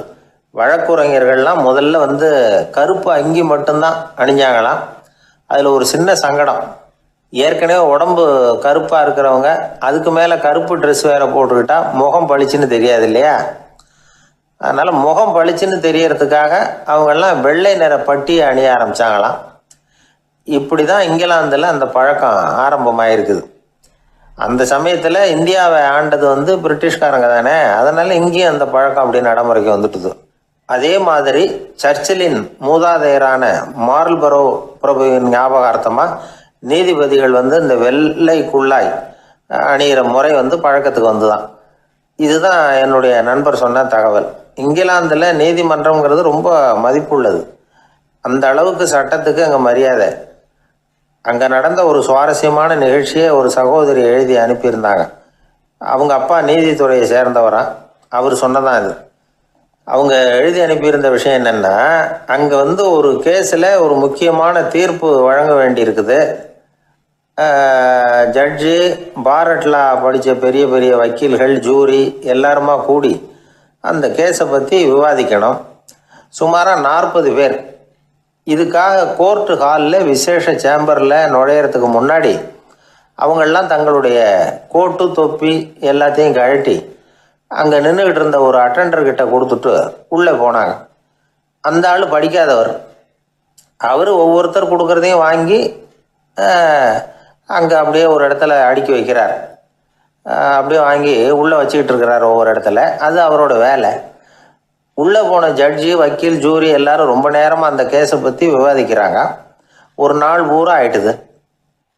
அவ்வளவு தீவிரமாக அக்கு வேறு ஆணி வேறையாக பிச்சு உதறி இருக்கிறாங்க. ஒரு வழியாக 13 மணி நேரம் கழித்து வெளியில் வந்திருக்கிறாங்க. ஒவ்வொருத்தராக வர வர அந்த அட்டெண்டரும் அவங்கவுங்க கோட்டு தொப்பியை அவங்கக்கிட்ட எடுத்து ரொம்ப மரியாதையாக திருப்பி கொடுத்துக்கிட்டு இருக்கிறார். கடைசியாக ஜட்ஜ்மெண்ட்லாம் எழுதி முடிச்சுட்டு ரொம்ப திருப்தியோடவும் களைப்போடவும் வெளியில் வந்துக்கிட்டு இருக்கிறாராம். இந்த ஆள் அவருடைய மேல் கோட்டையும் தொப்பியையும் எடுத்து அவர்கிட்ட ரொம்ப மரியாதையோடு நீட்டினாராம். ஜட்ஜுக்கு ரொம்ப ஆச்சரியம். இந்த ஆள் எப்படி இவ்வளவு பேரோட கோட்டு தொப்பி எல்லாத்தையும் ஞாபகம் பேசகாமல் திருப்பி கொடுக்குறார் அப்படிங்கிறது அவருக்கு ஆச்சரியம். அதனால் அவர் அந்த ஆளை பார்த்து கேட்டாராம், ஏப்பா இந்த கோட்டை கொடுக்குறியே, இது என்னோடது தானா, என்னோடது தான்னு உனக்கு எப்படி தெரியும் அப்படின்னாராம். இதுக்கு அந்த பியூனு ரொம்ப பதவிசா பதில் சொன்னாராம், ஐயா இந்த கோட்டு ஹேட்டை உங்ககிட்ட வாங்கி மாட்டினேன், இப்போ திரும்ப உங்ககிட்ட தரணும், தந்துட்டேன், இதுதான் என்னோட வேலை. மற்றபடி இது உங்களோடதா இல்லையா அப்படிங்கிறதெல்லாம் எனக்கு தெரியாதுங்க அப்படின்னாராம்.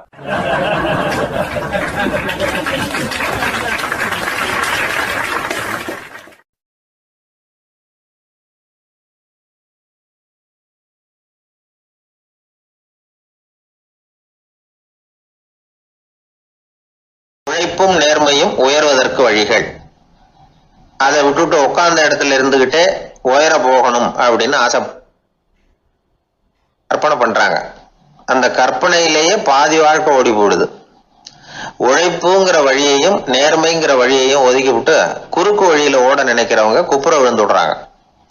எந்த தொழிலை நாம செய்தாலும் சரி, அந்த தொழிலுக்குரிய பெருமையை நாம புரிஞ்சுக்கிட்டு அதுல ஈடுபடணும். அப்படி இல்லாம என்ன சார் பொழப்புது, இந்த தொழிலை மனுஷன் செய்வானா அப்படி புலம்பிக்கிட்டே இந்த தொழிலையே செஞ்சுக்கிட்டு இருக்கிறவங்க நம்மள பல பேர் உண்டு. செய்யும் தொழிலே தெய்வம் அப்படின்னு சொல்றாங்கல்ல, அப்படி சொல்றது எதுக்காக? அந்த அளவுக்கு அதுல ஒரு ஈடுபாடு வேணுங்கிறதுக்காகத்தான். ஒரு பெரிய மலைப்பகுதி, அந்த மலை அடிவாரத்துல ஒரு சிற்பி உட்காந்து ஒரு சிலையை வடிச்சுக்கிட்டு இருக்கிறான். கையில ஒரு சின்ன உளிய வச்சுக்கிட்டு ஒரு பெரிய கருங்கல் பாறையை கொஞ்சம் கொஞ்சமா உடைச்சுக்கிட்டு இருக்கான். ஒரு சிற்பத்தை வடிக்கிறதுங்கிறது அவ்வளவு உன்னதமான ஒரு தொழிலா? எல்லாராலையும் முடியுமா அது? அப்படி இருந்தும் அந்த சிற்பிக்கு மன நிறைவில்லை. அவன் நினைக்கிறான், இந்த கடுமையான வெயில்ல உட்கார்ந்து வேலை செய்யறது எவ்வளவு கஷ்டம். நாம ஒரு சிற்பியா இருக்கிறதுனால தானே சூரியன் கடுமையான வெப்ப கதிர்களை நம்ம மேல வீசுறான். நாமளே அந்த சூரியனா இருந்துட்டா இந்த கஷ்டம் இருக்காதே. நம்மளை கஷ்டப்படுத்துறவன் நம்மளை விட வலிமை உள்ளவன், அதனால நாம அவனா மாறி விடுறதுதான் நல்லது அப்படின்னு அந்த சிற்பி யோசனை பண்ணான். அவன் எண்ணம் உடனே நிறைவேறிட்டுது. இயற்கைங்கிற மாபெரும் சக்தி அவனை ஒரு சூரியனா மாத்தி விட்டது. சிற்பி இப்போ ஒரு சூரியனா மாறினான். இனிமே இந்த உலகத்துல நம்மளை விட வலிமை உள்ளவன் வேற யாரும் கிடையாது அப்படின்னு நினைக்க ஆரம்பிச்சுட்டான். அவனுக்கு மகிழ்ச்சியா இருந்தது. அந்த மகிழ்ச்சி அதிக நேரம் நீடிக்கல. ஏன்னா கொஞ்ச நேரத்துல ஆகாயத்துல கரிய மழை மேகங்கள் அப்படியே சூழ்ந்து வந்தது. சூழ்ந்து வந்த மேகங்கள் சூரியனை மறைக்க ஆரம்பிச்சது. இப்போ சூரியனா இருந்த அந்த சிற்பி நினைச்சு பாக்குறான், என்ன இது, என்னையே இந்த மேகம் மூடி மறைக்குதுன்னா அது என்னை விட பெரிய ஆளா தான் இருக்கணும். அதனால இனிமே நாம சூரியனா இருக்கக்கூடாது, நாம மேகமா தான் இருக்கணும், அதுதான் கௌரவம் அப்படின்னு நினைக்க ஆரம்பிச்சிட்டான். இப்பவும் பாருங்க, இயற்கை அவனுடைய ஆசையை நிறைவேற்றி வச்சது. சூரியனா இருந்த சிற்பி மேகமா மாறினான். வான வீதியில அப்படியே உல்லாசமா வர ஆரம்பிச்சான். அந்த உல்லாசமும் அதிக நேரம் நீடிக்கல. எதிரில் பார்த்தா பிரம்மாண்டமான மலைகள் வழியை அடைச்சிட்டு நிக்குது. வேகமா வந்த மேகம் மலையில மோதிக்கிட்டுது. அந்த மலையை தாண்டி அப்பால செல்ல முடியல.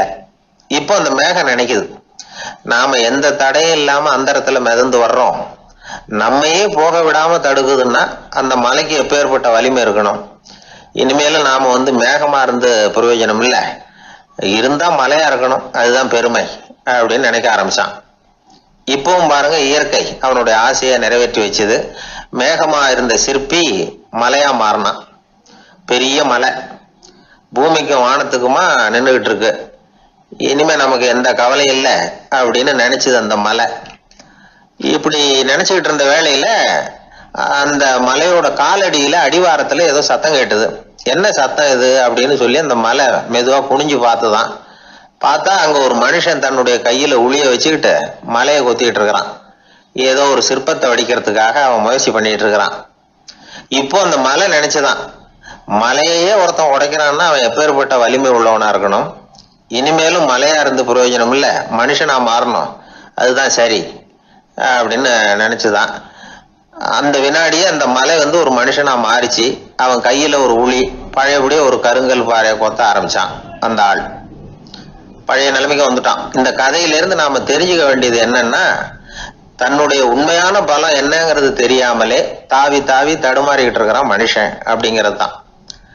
இனிமேலாவது அதை புரிஞ்சுக்கணும், புரிஞ்சுக்கிட்டு புறப்படணும் வாழ்க்கையில வெற்றி பெறறதுக்கு. ஒரு குடும்ப தலைவருக்கு விபரீதமா ஒரு ஆசை வந்துதான். அதாவது ஒரு நாள் பூராவும் புடவை கட்டிக்கிட்டு மனைவி செய்கிற வீட்டு வேலைகள், சமையல் வேலைகள் எல்லாத்தையும் தானே செய்யணும், மனைவிக்கு ஆண் வேஷம் போட்டு ஆபீஸுக்கு அனுப்பி வச்சுடணும் அப்படின்னு ஆசைப்பட்டான். இதுதான் அந்த ஆசை. அதே மாதிரி செஞ்சான். பெண் வேஷத்துல சமையல் பண்ணிட்டு இருந்தான். இருட்டி விட்டுது. இந்த சமயத்துல வாசல் கதவு தட்டப்படுற சத்தம் கேட்டுது. ஓடி போய் திறந்தான். பக்கத்து வீட்டம்மா கிடுகிடுன்னு உள்ள வந்துட்டாங்க, காப்பி பொடியோ ஏதோ வாங்கறதுக்கு. இவன் பயந்து போய், கமலாம்மா, நான் சுசீலா இல்ல, சுசீலாவோட புருஷன், பெண் வேஷத்துல இருக்கிறேன், சும்மா ஒரு சேஞ்சுக்காக அப்படின்னா. உடனே அந்த அம்மா கிட்ட பயப்படாத, நானும் கமலா இல்ல, கமலாவோட புருஷன், இதுவும் சும்மா ஒரு சேஞ்சுக்காகத்தான் அப்படின்னு. இப்படி வாழ்க்கையை விபரீதமா நினைச்சுக்கிட்டு வேற வேற கற்பனைகள்ல வீணாக்கிக்கிட்டு இருக்கிறவங்க தான் ரொம்ப அதிகம். நாம அதுவா மாறணும்னு நினைக்கிறது தப்பு, நாம இருக்கணும் அப்படின்னு நினைக்கிறது தான் உண்மை, அதுதான் சரி. அந்த சிற்பி என்னென்னோ கற்பனை பண்ணி கடைசியில மறுபடியும் சிற்பியாகவே சேர்ந்தான் பாருங்க. அதனால நம்முடைய உண்மையான பலம் என்ன அப்படிங்கிறத தெரிஞ்சுக்கிட்டு நடந்துகிட்டோம்னா வாழ்க்கையில எப்பொழுதும் வெற்றி நிச்சயம்.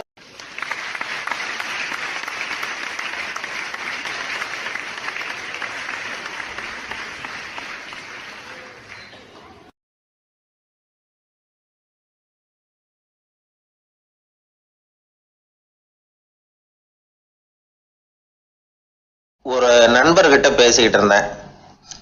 அவருடைய உறவினர் ஒருத்தர் ஒரு நேர்முக தேர்வுக்கு போயிருந்தாராம், இன்டர்வியூக்கு. ரொம்பவும் பொறுப்பாகவும் கவனமாகவும் செயல்பட வேண்டிய பதவிக்கான நேர்காணல் அது. இவர் எழுத்து தேர்வுல ஏராளமான மதிப்பெண்கள் வாங்கிவிட்டார்.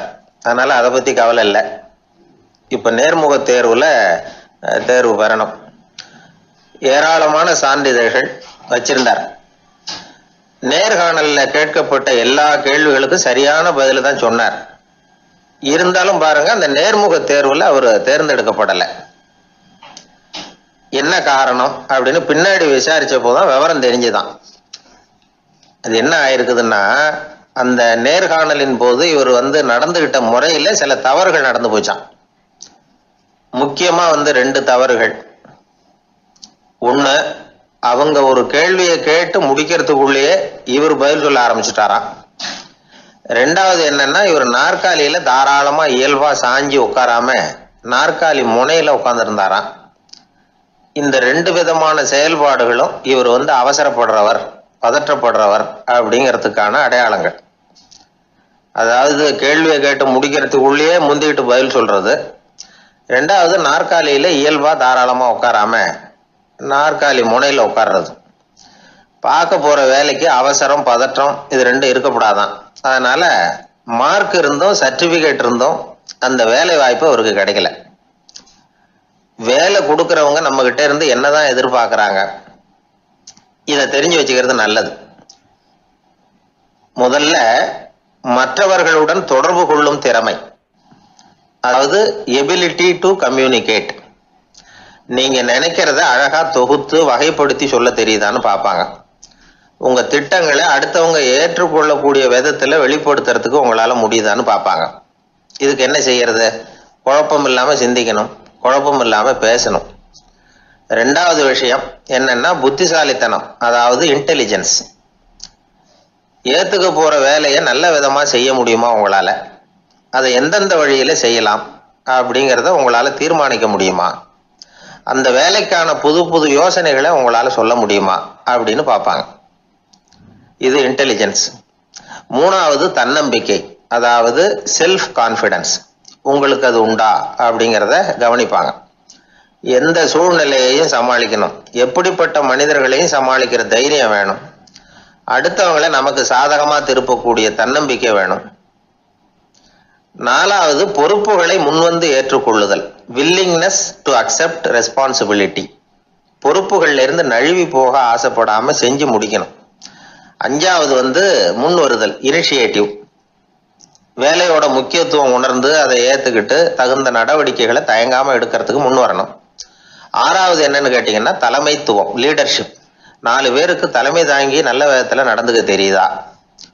ஏழாவது கற்பனை திறன், இமேஜினேஷன். சில பிரச்சனைகள் வரக்கூடும் அப்படின்னு முன்கூட்டியே யூகிச்சு அதுக்கு தகுந்த மாதிரி நடவடிக்கை எடுக்கிற திறமை உண்டா அப்படிங்கிறத பார்ப்பாங்க.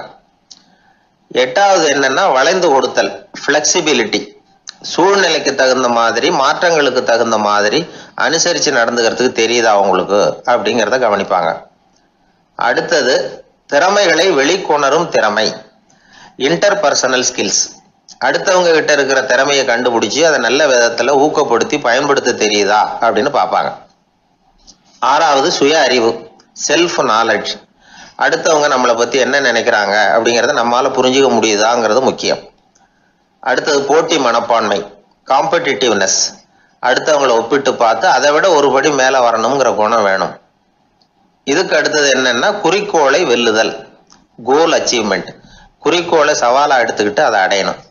அப்புறம் வேறுபட்ட திறமைகள், ஒகேஷனல் ஸ்கில்ஸ். பதவிக்கு வேண்டிய திறமைகள் தவிர மற்ற திறமைகள் எதுவும் உண்டாங்கிறது முக்கியம். நமக்கு வேலை கொடுக்கணும்னு நினைக்கிறவங்க நம்ம கிட்ட இருந்து இவ்வளவும் எதிர்பார்ப்பாங்க. அதுக்கு தகுந்த மாதிரி நம்மளை நாமே தயார்படுத்திக்கணும். எனக்கு வேண்டப்பட்ட ஒருத்தர் ஒரு இன்டர்வியூக்கு போயிட்டு வந்தார், நேர்காணலுக்கு. எப்படி இருந்தது இன்டர்வியூன்னு விசாரிச்சேன். நான் போனேன். அவர் கேட்ட எல்லா கேள்விக்கும் அவர் எதிர்பார்த்தது மாதிரியே எல்லா பதிலையும் சொன்னேன். கடைசியா நான் எதிர்பார்க்காத ஒரு தகவலை அவர் சொன்னார் அப்படின்னாரு. என்னன்னு கேட்டேன். அவரும் என்ன மாதிரியே இன்டர்வியூக்கு வந்தவர் தானா, சும்மா என்ன கேள்வி கேட்டுக்கிட்டு உட்காந்துருந்தாராம் அப்படின்னார். அதனால ஒரு நேர்காணலுக்கு போறதுக்கு முன்னாடி என்ன எதிர்பார்க்கறாங்க அப்படிங்கறத தெரிஞ்சுக்கிட்டு போனா வெற்றி நிச்சயம்.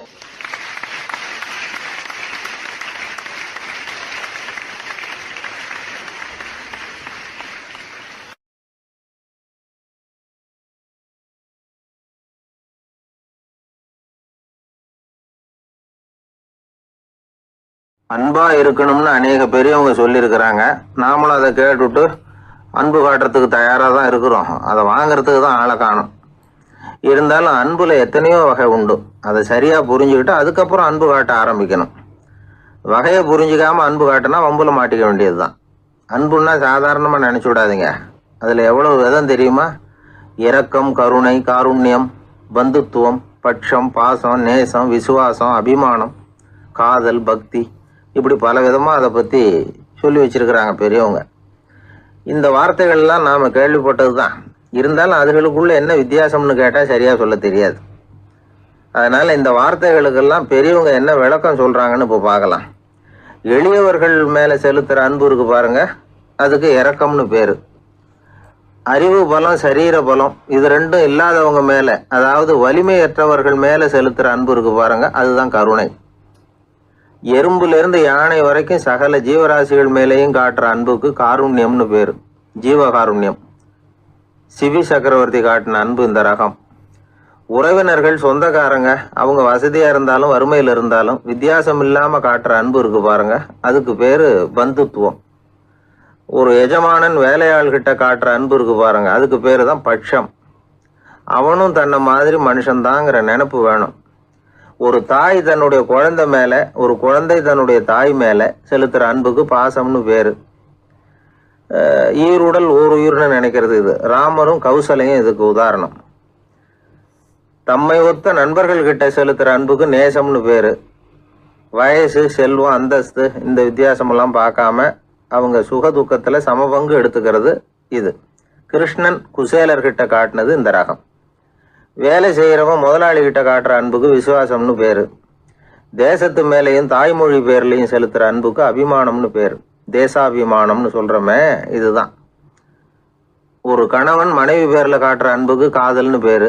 கடவுள் பேர்ல செலுத்துற அன்புக்கு பக்தின்னு பேரு. இப்படி அன்புல பல ரகம் இருக்கிறப்போ அதுல உள்ள வித்தியாசம் தெரியாம இடம் மாத்தி அன்பு காட்டினா இடைஞ்சல் தான். சரி, இந்த அன்பை பத்தி விஞ்ஞானம் என்ன சொல்லுது தெரியுமா? இதயத்தை பாதுகாக்கிறதுக்கு முக்கியமா தேவைப்படுற ஒண்ணு இந்த அன்பு தான்னு சொல்லுது.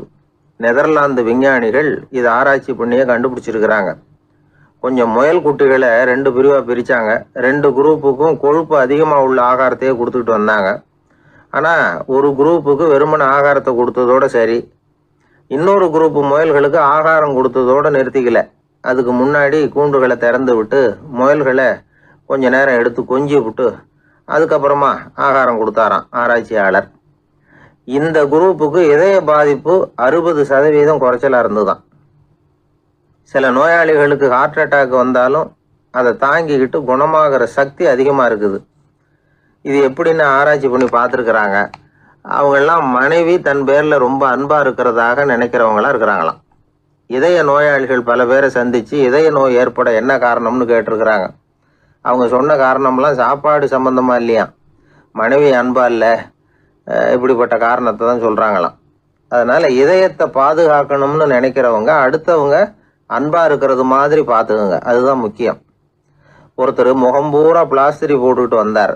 ரொம்ப கோபமா, என்னங்க ஆச்சுன்னு விசாரிச்சேன். எல்லாம் உங்களால தான் சார்னார். விவரமா சொல்லுங்களேன். என்ன உங்க தகவலை கேட்டுட்டு ஒரு பூனைக்குட்டியை கையில எடுத்தேன், அன்பா அதை தடவி கொடுக்கறதுக்காக.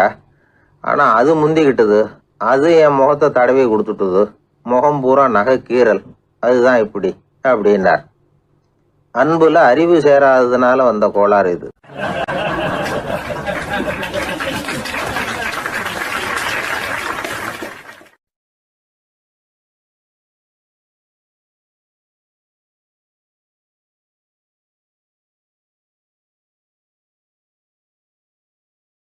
ஊர்ல ஒரு ஞானி இருந்தார். ஒரு நாள் அவரை தேடிட்டு ஒருத்தர் வந்தார். வந்தவர் ஞானியை பார்த்து ஒரு கேள்வி கேட்டார். ஐயா, உங்களுடைய சாதனை என்ன? இதுதான் அவர் கேட்ட கேள்வி. இதை கேட்டதும் அந்த ஞானி நிமிர்ந்து இவரை பார்த்தார். அப்புறம் சொன்னார், அது ஒன்றும் பெரிய விஷயம் இல்லை, அது ரொம்ப எளிமையான ஒண்ணு. எப்போ எனக்கு பசிக்குதோ அப்ப நான் சாப்பிட்டுருவேன், எப்போ எனக்கு தூக்கம் வருதோ அப்ப நான் தூங்கிடுவேன், அவ்வளவுதான் அப்படின்னார். கேள்வி கேட்டவர் ஒரு மாதிரி ஆயிட்டார். ஐயா, இதே தானே நாங்களும் செய்யறோம், இதுல என்ன அதிசயம் இருக்கு அப்படின்னார். இப்ப அந்த ஞானி சொன்னாராம், இங்கதான் நீங்க தப்பு பண்றீங்க அப்படின்னாராம். அப்படியான்னாரு இவரு. ஆமா அப்படின்னாராம். நீங்க செய்யற தவறு எனக்கு புரியுது. ஏன்னா நான் உங்களை மாதிரி நான் வாழ்ந்து பார்த்திருக்கிறேன். அதனால என்னுடைய அனுபவத்துல உங்களுக்கும் எனக்கும் உள்ள வித்தியாசத்தை உணர முடியுதுன்னாரா. என்ன சொல்றீங்க, எனக்கு ஒன்னும் புரியலையேன்னாரா இவரு. இத பாருங்க, சாப்பிடுறதுங்கிறது நாம 2 பேருக்கும் பொதுவான ஒரு காரியம்தான். ஆனா நீங்க சாப்பிடுறதுக்கும் நான் சாப்பிடுறதுக்கும் வித்தியாசம் இருக்கு அப்படின்னாராம். என்ன வித்தியாசம்னு கேட்டிருக்கார்.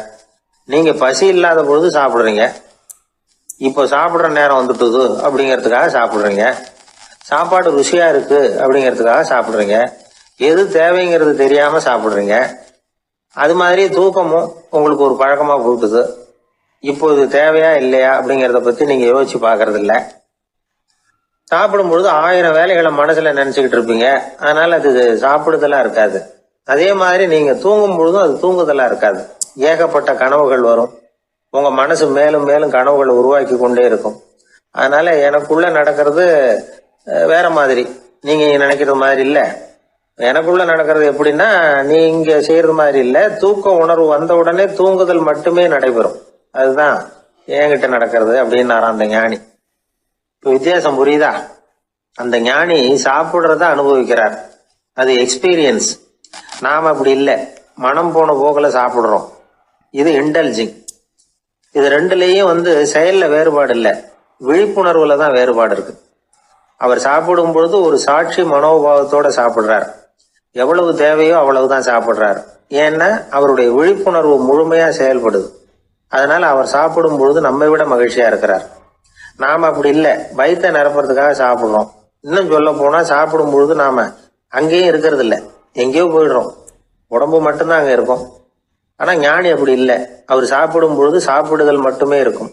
எந்த ஒரு செயலையும் விழிப்புணர்வோட செய்யலாம், மனம் போன போக்கிலையும் செய்யலாம். விழிப்புடன் செய்யறப்போ செய்யும் செயல் நம்ம அனுபவமாகிறது, அவ்வளவுதான். இதெல்லாம் பெரிய தத்துவம் மாதிரி தெரியும். இருந்தாலும் நாம புரிஞ்சுக்க வேண்டியது என்னன்னா, எந்த காரியத்தை செஞ்சாலும் அதுல முழு ஈடுபாடு வேணுங்கிறது முக்கியம். அந்த அளவுக்கு முதல்ல நம்மளை மாத்திக்கிட்டா போதும். ஆனா நம்ம ஆளுங்க அந்த அளவுக்கு இருக்கிறது இல்ல, எல்லாமே அரைகுறை தான். கேட்டா ஞாபகம் மருதி. ஒருத்தன் என்ன பண்ணானா, விமான டிக்கெட் வாங்கிக்கிட்டு ரயில்வே ஸ்டேஷனுக்கு வந்துட்டான். அப்புறம் தான் புரிஞ்சுது தவறுதெல்லாம் இங்க வந்துட்டோங்கிறது. உடனே அவசரமா விமான நிலையத்தை நோக்கி ஓடி இருக்கிறான்.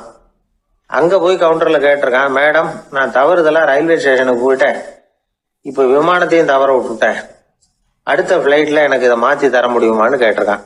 முடியாதுன்னாங்களாம் அந்த அம்மா. ஏன்னு கேட்டானா, ஏன்னா இப்ப நீங்க வந்திருக்கிறது பஸ் ஸ்டாண்டு அப்படின்னாங்களாம்.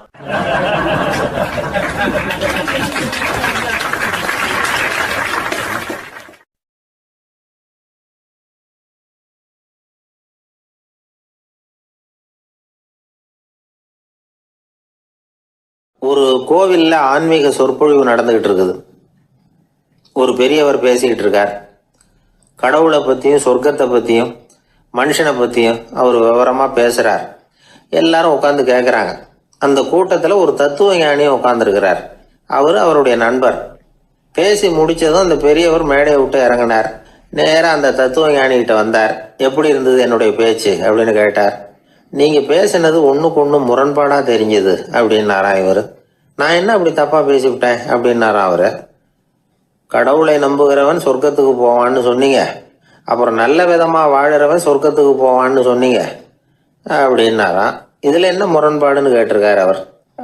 இதுலதான் முரண்பாடு தெரியுது எனக்கு. அதாவது இங்க ஒருத்தன் எல்லா தப்பும் பண்ணிட்டு இருக்கிறான், அவன் கடவுளை நம்பினான்னா அவன் சொர்க்கத்துக்கு போவானா? இது என்னுடைய முதல் கேள்வி. இல்லைன்னா ஒருத்தன் எந்த தப்பும் பண்ணல, ரொம்ப ஒழுங்கா வாழ்ந்துகிட்டு இருக்கிறான், ஆனா அவன் கடவுளை நம்பல, அவன் என்ன நரகத்துக்கு தான் போவானா? கடவுள் நம்பிக்கை உள்ள ஒரு திருடன் என்ன ஆவான், எங்க போவான்? கடவுள் நம்பிக்கையே இல்லாத ஒரு நல்லவன் என்ன ஆவான், எங்க போவான்? ஒருத்தன் இங்க கடவுள் நம்பிக்கையோட வாழறது முக்கியமா அல்லது நல்லவனா வாழறது முக்கியமா? இதுதான் இவர் கேட்ட கேள்வி. இதை கேட்டதும் அந்த பெரியவர் குழம்பி போயிட்டார். அவர் சொன்னது நியாயம் தானே. கடவுளை நம்புறவன் தான் சொர்க்கத்துக்கு போவான்னா பேசாம கடவுளை நம்பிக்கிட்டு இந்த உலகத்துல எல்லா தப்பும் பண்ணிக்கிட்டு இருக்கலாமே. பேச்சாளர் குழப்பத்தோட வீட்டுக்கு போனார். படுத்து தூங்கினாரு. ஒரு கனவு வந்தது. கனவுல அவர் ஒரு ரயில்ல வேகமா போயிட்டு இருக்கிறார்.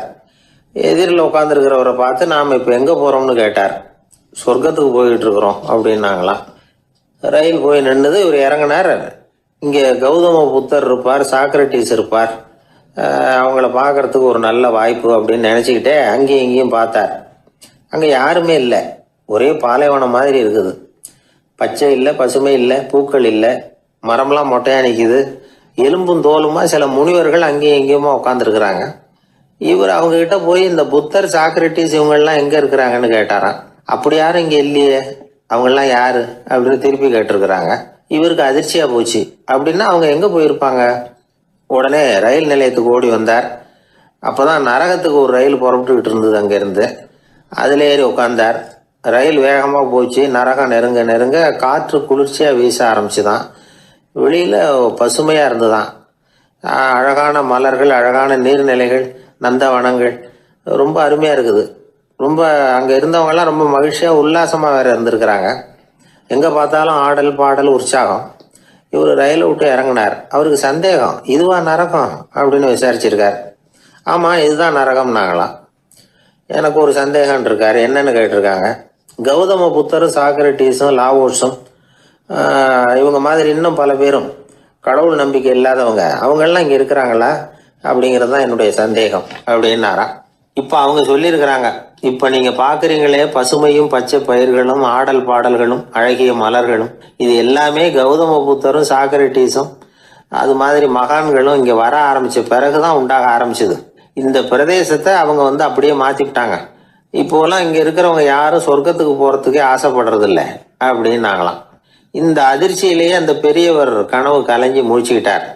இதில் இருக்கிற கருத்து என்னன்னா, நல்லவர்கள் எங்கே இருக்கிறாங்களோ அந்த இடத்துக்கு பேர் தான் சொர்க்கம். சொர்க்கம் நரகம்ங்கிறதெல்லாம் ஆன்மீக பண்புகள், அவ்வளவுதான். ஒரு ஊரில் 2 இணைபிரியாத நண்பர்கள்.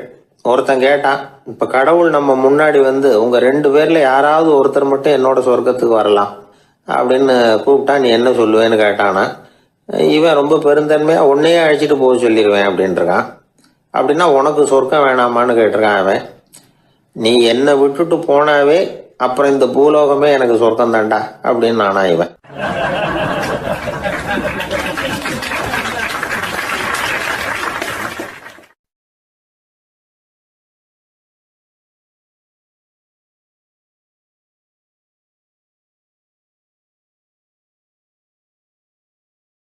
சீடன் வெளியூர் புறப்படுறதுக்கு தயாரா இருந்தான்.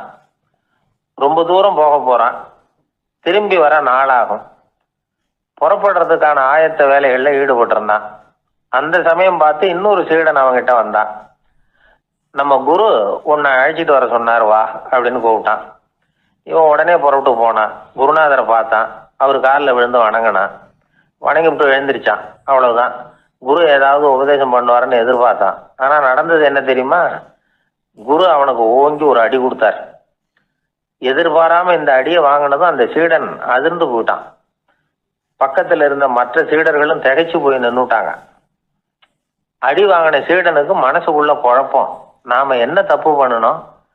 புறப்படுற நேரத்துல இப்படி குரு கிட்ட அடி வாங்குற மாதிரி ஆயிட்டுதே அப்படின்னு நினைச்சு மனசுக்குள்ள ரொம்ப வேதனைப்பட்டான். கொஞ்சம் துணிச்சலை வரவழைச்சுக்கிட்டு குருநாதர்கிட்டயே கேட்டுட்டான், சுவாமி நான் என்ன தப்பு பண்ணினேன்? என்னை இப்படி அடிச்சுட்டீங்களே, ஒரு வார்த்தை கூட உங்களை எதிர்த்து நான் பேசினது இல்லையே, இவ்வளவு காலமா உங்க விருப்பத்துக்கு விரோதமா ஒரு காரியம் கூட நான் செஞ்சது இல்லையே, வந்ததும் வராததுமா ஒண்ணுமே சொல்லாம என்ன அடிச்சுட்டீங்களே, குருவே நான் செஞ்ச குற்றம் தான் என்ன அப்படின்னு கண்ணீரோட பரிதாபமா கேட்டானா அந்த சீடன். ஆனா அந்த குரு முகத்துல கொஞ்சம் கூட கோபம் இல்லை. அவர் சிரிச்சுக்கிட்டே நின்றுகிட்டு இருந்தாராம். அதுக்கப்புறம் சொன்னாராம், என்னுடைய அருமை சீடனே, நீ ஒரு தவறும் பண்ணல. நான் உன்னை அடிச்சது நீ ஏதோ தப்பு பண்ணிவிட்டேங்கிறதுக்காக இல்லை. நீண்ட பயணம் போக போற, ஞாபகமா ஏதாவது கொடுத்து அனுப்ப வேணாமா? நீ ஞானம் பெற்ற பிறகுதான் திரும்பி வர போறேங்கிறது எனக்கு தெரியும். அதுக்கு பிறகு உன்னை அடிக்க முடியுமா? அதனால இப்ப கிடைச்சிருக்கிற இந்த வாய்ப்பை பயன்படுத்திக்கிட்டேன். அப்போதைக்கு இப்பவே அடிச்சுட்டேன், அவ்வளவுதான், வேற ஒண்ணும் இல்லை அப்படின்னாராம். குரு சிரிச்சுக்கிட்டே இப்படி சொல்றார். இருந்தாலும் இதுவும் ஒரு உபதேசம் தான். அதிர்ச்சிகளால விழிப்படைய வைக்கிறதும் ஒரு வழிதான். இது ஜென் வழி. பெரும்பாலும் அதிர்ச்சியின் மூலமாகவே ஞான தரிசனத்தை அருள்கிறவர்கள் தான் ஜென் குருமார்கள். நம்ம தியானம் தான் ஜென். இந்தியாவிலிருந்து இது சீனாவுக்கு போய் கொஞ்சம் பேர் மாறி வளம் பெற்று ஜப்பான்ல ஜென் ஆகி வளர்ந்துருக்குது, அவ்வளவுதான். ஜென்கிறது தியானம். எதை நினைச்சும் தியானிக்கிறது இல்லை, எல்லாத்துலயும் தியானம் இருக்கிறதா சொல்லுது ஜென். பேசுறது, இருக்கிறது, நடக்கிறது, சாப்பிடுறது, சிரிக்கிறது, தூங்குறது, தொழில் செய்யறது அல்லது சும்மா இருக்கிறது எல்லாமே தியானம் தான். ஜென்கிறது ஒரு சுய தரிசனம். தன்னைத்தானே அடையாளம் கண்டுகொள்கிறது தான் அது. இல்லாத எதையும் தேடி கண்டுபிடிக்கிறது இல்லை. சென் மார்க்கத்தை பத்தி ஓஷோ என்ன சொல்றாரு தெரியுமா? காணாமல் போன தன்னுடைய மூக்கு கண்ணாடி தன்னுடைய மூக்கின் மேல் இருப்பதை கண்டுகொள்வது போன்றது ஜென் அப்படிங்கிறார். நம்மால் இன்னொருத்தர் முகத்தை ரொம்ப நேரமா உத்து பார்த்துக்கிட்டு இருந்தார். என்ன பாக்குறீங்கன்னாரு அவரு. நீங்க போட்டிருக்கீங்களே மூக்கு கண்ணாடி, அதை தான் பாக்குறேன்னாரு இவரு. நீங்க அப்படி பாக்குறதுக்கு விசேஷ காரணம் ஏதாவது உண்டான்னு கேட்டார் இவர். உண்டுன்னார். என்னன்னு கேட்டார். நேத்திக்கு காணாம போன என்னோட மூக்கு கண்ணாடி அது அப்படின்னாராம் இவர்.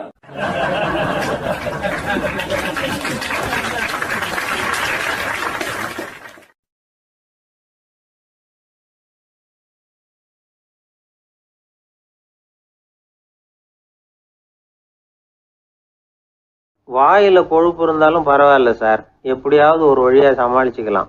ஆனால் வயத்தில் மட்டும் கொழுப்பு இருக்கக்கூடாது சார். அப்படி இருந்தால் அதை அலட்சியமாகவும் விட்டுறக்கூடாது சார் அப்படின்னு ஒருத்தர் சொல்லிட்டு வந்தார். அதுக்கப்புறம் தான் அவர்கிட்ட பேசி பல விவரங்களை தெரிஞ்சுக்க முடிஞ்சுது. சில பேர் சொல்லுவாங்க, எனக்கு தொந்தி கிடையாது சார், வேணும்னா என் வயத்தை அழுத்தி பாருங்க, கல் மாதிரி இருக்கும்பாங்க. வயிறு கல் மாதிரி இருந்தால் உள்ள கொழுப்பு இல்லைன்னு நினச்சிடக்கூடாது. வயிற்று தசைக்கு அடியில் உள்ள கொழுப்பு சில வாத்தியங்களில் இருக்குமே நரம்பு, அது மாதிரி டைட்டாக இழுத்துக்கிட்டு இருக்குன்னு அர்த்தம். அதனால் தொட்டு பார்த்தா கல் மாதிரி தான் இருக்கும், இருந்தாலும் தொந்தி தான். வயத்தில் கொழுப்பு அதிகமாக இருக்கிறது சங்கடம் தான். அதனால் கொலஸ்ட்ரால் அளவு அதிகமாகும். இதய நோய்கள், நீரிழிவு, ஹைப்பர் டென்ஷன், ஸ்ட்ரோக்கு இது மாதிரி ரிஸ்க்லாம் அதிகமாகும். ஒருத்தர் ஒல்லியாக இருக்கலாம், உடம்பு எடை அதிகப்படியாக இல்லாமல் இருக்கலாம். அப்படி இருந்தால் கூட அவர் உடம்புல மற்ற பகுதியை விட வயத்தில் கொழுப்பு அதிகமாக இருக்கும். நாம் தான் ஒல்லியாக இருக்கிறோமே, நமக்கு ஒன்றும் இல்லை அப்படின்னு நினச்சிடக்கூடாது. சரி, நம்ம வயிறு இருக்க வேண்டிய அளவை விட அதிகமாக இருக்குதா இல்லையா, அதை எப்படி கண்டுபிடிக்கிறது? அதுக்கு சில வழி இருக்குது. முதல்ல நீங்கள் நேராக ஸ்ட்ரைட்டாக நிமிர்ந்து நில்லுங்க. உங்கள் பார்வையை மட்டும் கீழே தாழ்த்தி கால் விரலை கவனிங்க. விரல் உங்களுக்கு தெரியுதா அப்படின்னா உங்கள் வயறு நார்மலாக இருக்குன்னு அர்த்தம். கால் விரல் உங்கள் கண்ணுக்கு தெரியலையா அப்படின்னா உங்களுக்கு வயிறு பெருசு தான். இன்னொரு வழி இருக்குது. அது என்ன தெரியுமா? ஒரு தரையில் நீட்டாக படுத்துடணும். 1 மீட்டர் நீளம் உள்ள அளவுகோல் ஒன்று எடுத்துதுங்க. கழுத்து எலும்பில் ஒரு பக்கத்தையும் இடுப்பில் ஒரு பக்கத்தையும் வைங்க. பக்கவாட்டில் வைங்க, அதாவது படுக்க வாட்டில். அது நடுப்பகுதி வயத்தில் முட்டி தராசு மாதிரி ஆடுதா அப்படின்னா உங்கள் வயிறு உங்களுக்கு ப்ராப்ளம் தான். அதனால் அதை கண்டுபிடிக்கிறதுக்கு அப்படி ஒரு அளவுகோல் வச்சிருக்கிறாங்க. மருத்துவ அறிவியல் ரீதியாக உங்களுக்கு தொந்தி இருக்குதா இல்லையான்னு கண்டுபிடிக்கிறதுக்கு ஒரு வழி இருக்குது. உங்கள் இடுப்பில் வெயிஸ்ட் அப்படின்னு சொல்கிறோம்ல, இடுப்பில் ஒரு அளவு எடுக்கணும், சுற்றளவு. இடுப்புக்கு கீழே ஹிப்புன்னு சொல்கிறோம்ல, அங்கே ஒரு அளவு எடுக்கணும், அதிகபட்ச சுற்றளவு எடுக்கணும். அந்த அளவை இந்த அளவால் வகுக்கணும். அதாவது உங்கள் வெயிஸ்ட் மெஷர்மெண்ட் இருக்குல்ல, அதை ஹிப்பு மெஷர்மெண்ட்டால் வகுக்கணும்.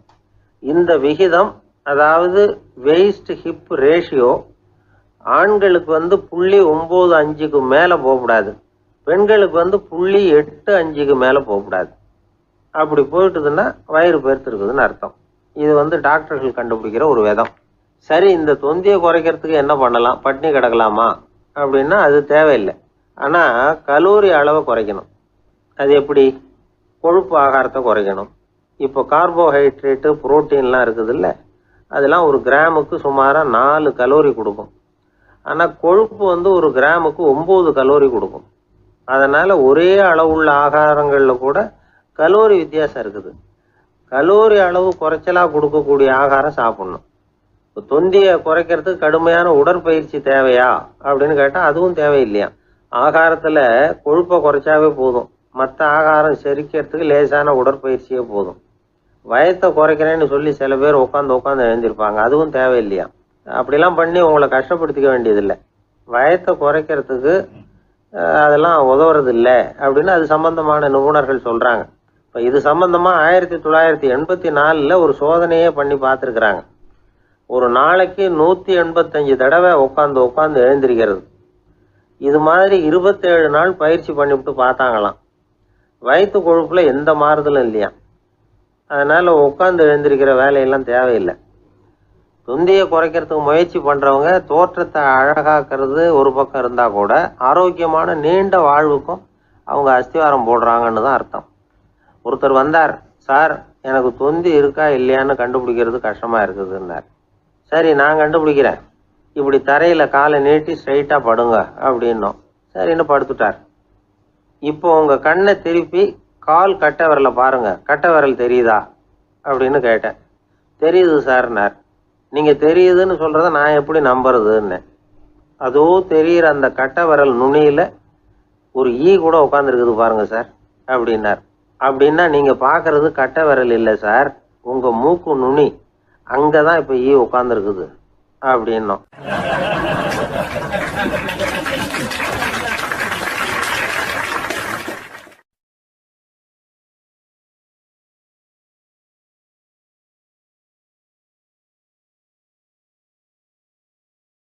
ஒருத்தன் தன்னுடைய நண்பனை வழியில் பார்த்தான்.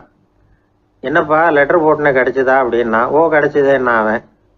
இவன் உடனே ஏன்டா போய் சொல்கிற, நான் உனக்கு லெட்டரே போடலை, சும்மா தான் கேட்டேன், உடனே கிடச்சிட்டுதுங்கிறியே அப்படின்னா. லெட்டர் போட்டேன்னு நீ போய் சொல்கிறப்போ அது கிடைச்சதுன்னு நான் போய் சொல்லக்கூடாதா அப்படின்னானா அவன். இப்படிப்பட்டவங்க சில பேர் இருந்தால் கூட இன்னைக்கு கடிதம் மூலமாக தொடர்பு கொள்ளாதவங்க இருக்கவே முடியாது. அந்த அளவுக்கு அது அவசியமான ஒன்றாயிட்டுது. இந்த அஞ்சல் அட்டைகள் எப்படி ஆரம்பமாச்சு தெரியுமா? ஆஸ்திரியா நாட்டில் ஒரு பேராசிரியர் இருந்தார். அவர் பேர் இம்மானுவேல் ஹெர்மன். அவர் ஒரு நாள் ஒரு பத்திரிகையில் கட்டுரை எழுதினாராம். இது நடந்தது 1869. அவர் எழுதின கட்டுரையில் மக்கள் அதிகம் செலவில்லாமல் ஒருத்தருக்கு ஒருத்தர் தகவல் பரிமாறிக்கிறது எப்படி அப்படிங்கிறத பற்றி எழுதியிருந்தார். அதுக்கு சில யோசனைகளை அவரே எழுதியிருந்தாராம். எப்படின்னா, அந்த கட்டுரையை எல்லாரும் படித்து பார்த்துருக்குறாங்க. அவர் சொன்ன யோசனைகள் என்னன்னு. அது அரசாங்கத்தின் கவனத்துக்கு அது போச்சான். ஆகா, இது அவர் சொல்கிற யோசனை நல்லா இருக்கும் போல் இருக்கு அப்படின்னு அவங்களே நினச்சிருக்கிறாங்க. அவ்வளவுதான். உடனே அந்த யோசனையை நடைமுறைக்கு கொண்டுகிட்டு வந்தாங்களாம். பேராசிரியர் இம்மானுவேல் ஹெர்மனின் யோசனைப்படி அச்சடித்த அரசு முத்திரையோட அரசாங்கம் அஞ்சல் அட்டைகளை வெளியிட ஆரம்பிச்சுதான். 1869 அக்டோபர் 7 இது நடந்திருக்கு. உலகின் முதல் அஞ்சல் அட்டை வெளிவந்த நாள் அது. அப்போ தான் அதுக்கு பேர் என்ன தெரியுமா? அதாவது கரஸ்பாண்டிங் கார்டு அப்படின்னு பேராது. அதுக்கப்புறம் என்ன ஆச்சுன்னா, உடனடியாக அமெரிக்காவிலேயே இது மாதிரியான கார்டுகளை வெளியிட ஆரம்பிச்சிட்டாங்க. அங்கே இதுக்கு என்ன பேர் தெரியுமா? Postal card. அதுக்கப்புறம் 1870 இங்கிலாந்துலேயும் இதை வெளியிட்டாங்களாம். அதை வெளியிட்ட முதல் நாள் அன்னைக்கு என்ன நடந்தது தெரியுமா? மக்கள்லாம் ஏதோ நியாய விலை கடையில் நிற்கிறது மாதிரி பெரிய பெரிய கியூ வரிசையில் நின்று இதை வாங்கினாங்களாம். நம்ம நாட்டில் முதல் அஞ்சலகம் 1927 கல்கத்தாவில் ஆரம்பமாயிருக்கு. இன்றைக்கும் அஞ்சலகம் இல்லாத இடமே இல்லை. அந்த அளவுக்கு அஞ்சல் போக்குவரத்து அதிகமாக இருக்குது. அன்னைக்கு உள்நாட்டில் ஒருத்தருக்கு ஒருத்தர் தகவல் பரிமாற்றம் செய்து கொள்ள மலிவான ஒரு அஞ்சல் அட்டையை அரசாங்கம் வெளியிடலாம் அப்படின்னு பேராசிரியர் எழுதின கட்டுரை இன்னைக்கு எந்த அளவுக்கு ஆகியிருக்கு பார்த்தீங்களா? ஒருத்தன் ஒரு தபால் பெட்டிக்கு பக்கத்தில் தலையை வச்சுக்கிட்டு அவன் பாட்டுக்கு நின்றுட்டு இருந்திருக்கான். அங்கே இருந்து இன்னொருத்தன் கேட்டிருக்கான், என்ன ஆச்சுன்னு. கொஞ்ச நேரத்துக்கு முன்னாடி இந்த தபால் பெட்டியில் ஒரு கார்டு எழுதி போட்டேன், விவரமெல்லாம் நல்லா தான் எழுதியிருக்கிறேன், ஆனால் அட்ரஸ் எழுத மறந்துட்டேன் அப்படின்னு நானா. உடனே அவன், அதுக்காக கவலைப்படாத, நான் போட்ட கார்டில் அட்ரஸ் எல்லாம் பின்கோடு உள்பட கரெக்டாக எழுதியிருக்கேன், ஆனால் விவரம் எழுத மறந்துட்டேன் நானா. கவலைப்படாத, கொஞ்ச நேரத்தில் தபால்காரர் வருவார், பெட்டியை திறந்ததும் நம்ம லெட்டரை கேட்டு வாங்கிக்கலாம்னா ஒருத்தன். கொஞ்ச நேரத்துக்கு முன்னாடி அவர் வந்தார், கேட்டேன், அதுக்கப்புறம் தான் மனசுக்கு ரொம்ப கஷ்டமாக போச்சு நானா. இவன் ஏண்டான்னு கேட்டிருக்கான். அவன், இது தபால் புட்டு இல்லையா?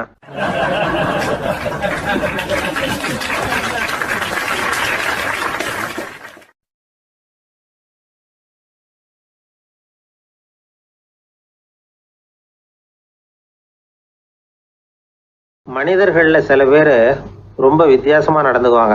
மற்றவங்களுக்கு அது ரொம்ப ஆச்சரியமாக கூட இருக்கும்.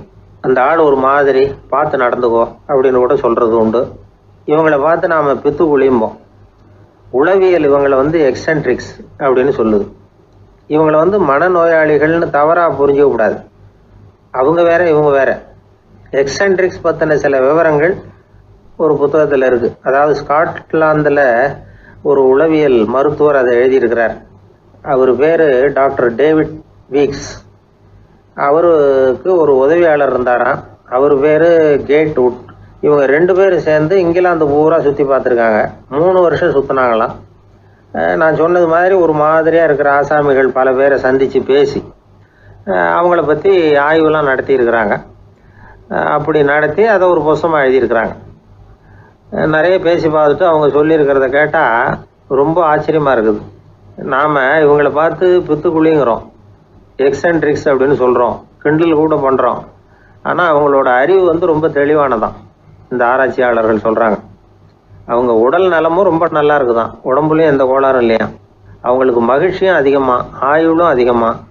அவங்களில் பல பேர் என்ன சொல்கிறாங்கன்னா, நீங்கள் நினைக்கிறது மாதிரி இல்லை நாங்கள், ஆனால் நாங்கள் மற்றவங்கள்லேருந்து வேறுபட்ட தன்மை உள்ளவங்க அப்படிங்கிறத ஒத்துக்கிறாங்களாம். இந்த உலகம் பிறந்ததுலேருந்தே இப்படிப்பட்ட வித்தியாசமான ஆசாமிகளும் பிறந்திருக்கிறாங்க. சரி, அப்படிப்பட்டவங்க எப்படி இருப்பாங்க? இப்போ ஒரு மகாராஜா தன்னோட நாய்க்கு லட்சக்கணக்கில் பணம் செலவு பண்ணி கல்யாணம் பண்ணி வச்சிருக்கிறார். ஒரு கோடீஸ்வரர் தான் வளர்த்துக்கிட்டு இருந்த பூனைகளுக்கு தன்னோட சொத்து பூராவை எழுதி வச்சிருக்கிறார். இது மாதிரி ஒருத்தர் 2 பேர் இல்லை, நிறைய பேர் உண்டு. சில பேர் எப்படி தெரியுமா, அவங்களுக்கு வசதியில் எந்த குறையும் இருக்காது. வீடு, காரு, பணம் எல்லாம் தாராளமாக இருக்கும். அப்படி இருந்தாலும் அவங்கக்கிட்ட ஒரு பழக்கம் இருக்கும். யாராவது ஒரு நண்பர் வீட்டு விசேஷத்துக்கு போயிருப்பார், இல்லைன்னா ஒரு கடைக்கு போயிருப்பார். அவங்க ரொம்பவும் மரியாதையாக வரவேற்று எல்லாம் பண்ணிகிட்டு இருப்பாங்க. ஆனால் இவர் அவங்களுக்கு தெரியாமல் ஏதாவது ஒரு பொருளை திருடி பாக்கெட்டில் போட்டுட்டு வந்துடுவார். அப்படி வந்தால் தான் இவருக்கு திருப்தி. பல பேர் அவங்க வளர்த்த பிராணிகளுக்கு பளிங்கு கல்லால் சமாதி கட்டி வச்சிருக்கிறாங்க. இப்படிலாம் பண்ணுறாங்க. பல பேர் அவங்களுக்கு பிடித்தமான ஒருத்தர் எப்படியோ அதே மாதிரி தலைமுடி, தாடி வச்சுக்கிறது, உடை உடுத்திக்கிறது, மலை குகையில் போய் குடியிருக்கிறது, இப்படி எவ்வளவோ வினோதமான நடவடிக்கைகள். இவங்களையெல்லாம் ஆய்வு பண்ணின டாக்டர் வீக்ஸ் என்ன சொல்கிறாரு தெரியுமா? பொதுவாக இவங்க உயர்ந்த புத்திசாலிகளாக இருக்கிறாங்க. ஒருமைப்பட்ட மனம், கருமையுமே கண்ணான பண்பு, தனிமையை நாடுற மனப்பான்மை எல்லாம் இவங்களுக்கு உண்டு. அவங்களில் பல பேர் அவங்க பெற்றோருக்கு முதல் குழந்தை அல்லது ஒரே குழந்தை, இப்படி தான் இருக்கிறாங்க. இது மாதிரியானவங்க பெண்கள் 1 பங்குன்னா ஆண்கள் 2 பங்கு. இவங்கெல்லாம் ஆக்கப்பூர்வமான செயல் செய்கிறாங்க. அப்படிப்பட்டவங்களாக தான் இருக்கிறாங்க. அடுத்தவங்க கிட்ட அன்பு காட்டுறவங்களா இருக்கிறாங்க, உற்சாகம் ஊட்டுறவங்களா இருக்கிறாங்க. அவங்களுடைய ஆக்கப்பூர்வமான பணிகளுக்கு ஊக்கம் கொடுத்தா அவங்க மன சந்தோஷமும் உடல் நலமும் பெருகும், ஆயுளும் கூடும். இதெல்லாம் அந்த டாக்டருடைய கண்டுபிடிப்பு. பித்துக்குழித்தனத்துக்கும் மனநோய்க்கும் வித்தியாசம் உண்டுங்கிறத சொல்கிறது தான் இந்த தகவல். அதனால் 2ம் ஒன்றுன்னு நினச்சிடக்கூடாது. ஒரு நண்பன் ஒருத்தனை பற்றி சொல்கிறோம். அவன் எந்த வகைன்னு நீங்களே முடிவு பண்ணுங்களேன். அவன் ஒரு கல்யாண வீட்டுக்கு போய் சாப்பிட்டுட்டு வெளியில் வந்தோம். அவன் கூட வெளியில் வந்த உடனே ரொம்ப நேரமாக தன்னோட செருப்பை தேடிக்கிட்டு இருந்தான். என்னப்பா இன்னுமா உன் செருப்பு கிடைக்கல அப்படின்னு கேட்டோம். இல்லை என்னது முன்னாடியே கிடைச்சுட்டுது, அதை விட நல்லதாக ஏதாவது கிடைக்குமான்னு பார்க்குறேன் அப்படின்னா அவன்.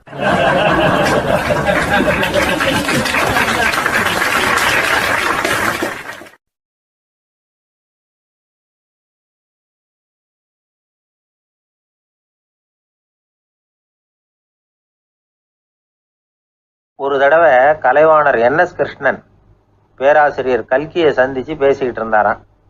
கலைவாணர் கல்கியை பார்த்து, எனக்கு கதை எழுத ஆசையாக இருக்குது, எப்படி எழுதுறதுன்னு கேட்டாராம். கதை எழுதுறதுக்கு 4 மை வேணும்னாராம் கல்கி. அப்படியா, அப்படின்னா என்னென்ன கலர் மை அப்படின்னு கேட்டிருக்காரு கலைவாணர் சிரிச்சுக்கிட்டே. நான் சொன்னது கலர் மை இல்லை, அது வேற மை.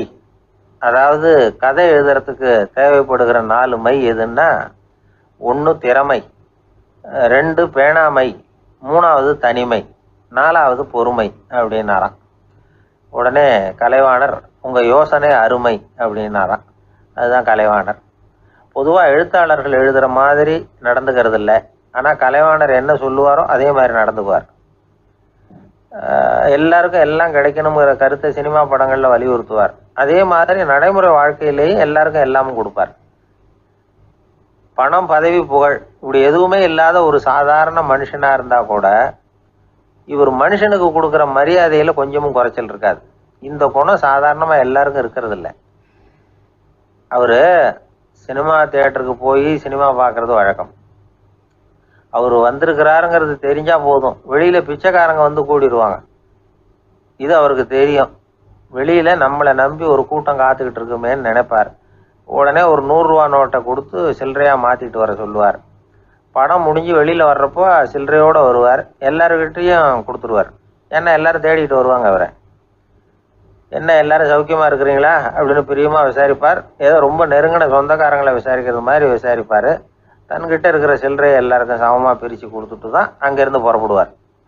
ஒரு நாள் அது மாதிரி புறப்படுற சமயத்தில் ஒரு சின்ன பையனுக்கு சில்லறை எதுவும் கிடைக்கல கொடுக்கறதுக்கு. இது கலைவாணருக்கு தெரியாது. காரில் ஏறி புறப்பட்டு போயிட்டார். அந்த பையன் காரை பிடிச்சிக்கிட்டு பின்னாடியே ஓடியாந்துருக்கிறான். ஐயா, நீங்களே இல்லைன்னு சொன்னால் நான் என்ன பண்ணுறது, இன்னைக்கு பட்னி தான், அம்மாவுக்கு வேற உடம்பு சரியில்லை அப்படின்னு கத்திக்கிட்டே ஓடியாந்தானா.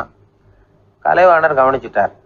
உடனே காரை நிறுத்த சொன்னார். இறங்கினார். அந்த சின்ன பையனை கட்டி பிடிச்சிக்கிட்டு, என்னை மன்னிச்சுக்கப்பா, நான் கவனிக்காமல் வந்துட்டேன் அப்படின்னு சொல்லி அழ ஆரம்பிச்சிட்டாராம். இன்னொரு தடவை இதே மாதிரி ஒரு தியேட்டர்லேருந்து வெளியில் வந்திருக்கிறார். ஒரு ஆள் அவர்கிட்ட வந்து நின்றுருக்கார். அவர் கொடுக்கறதுக்கு இவர்கிட்ட பணம் இல்லை. பணம் இல்லையப்பா அப்படின்னாராம். உங்ககிட்டயே இல்லையா அப்படின்னாராம் அவர்.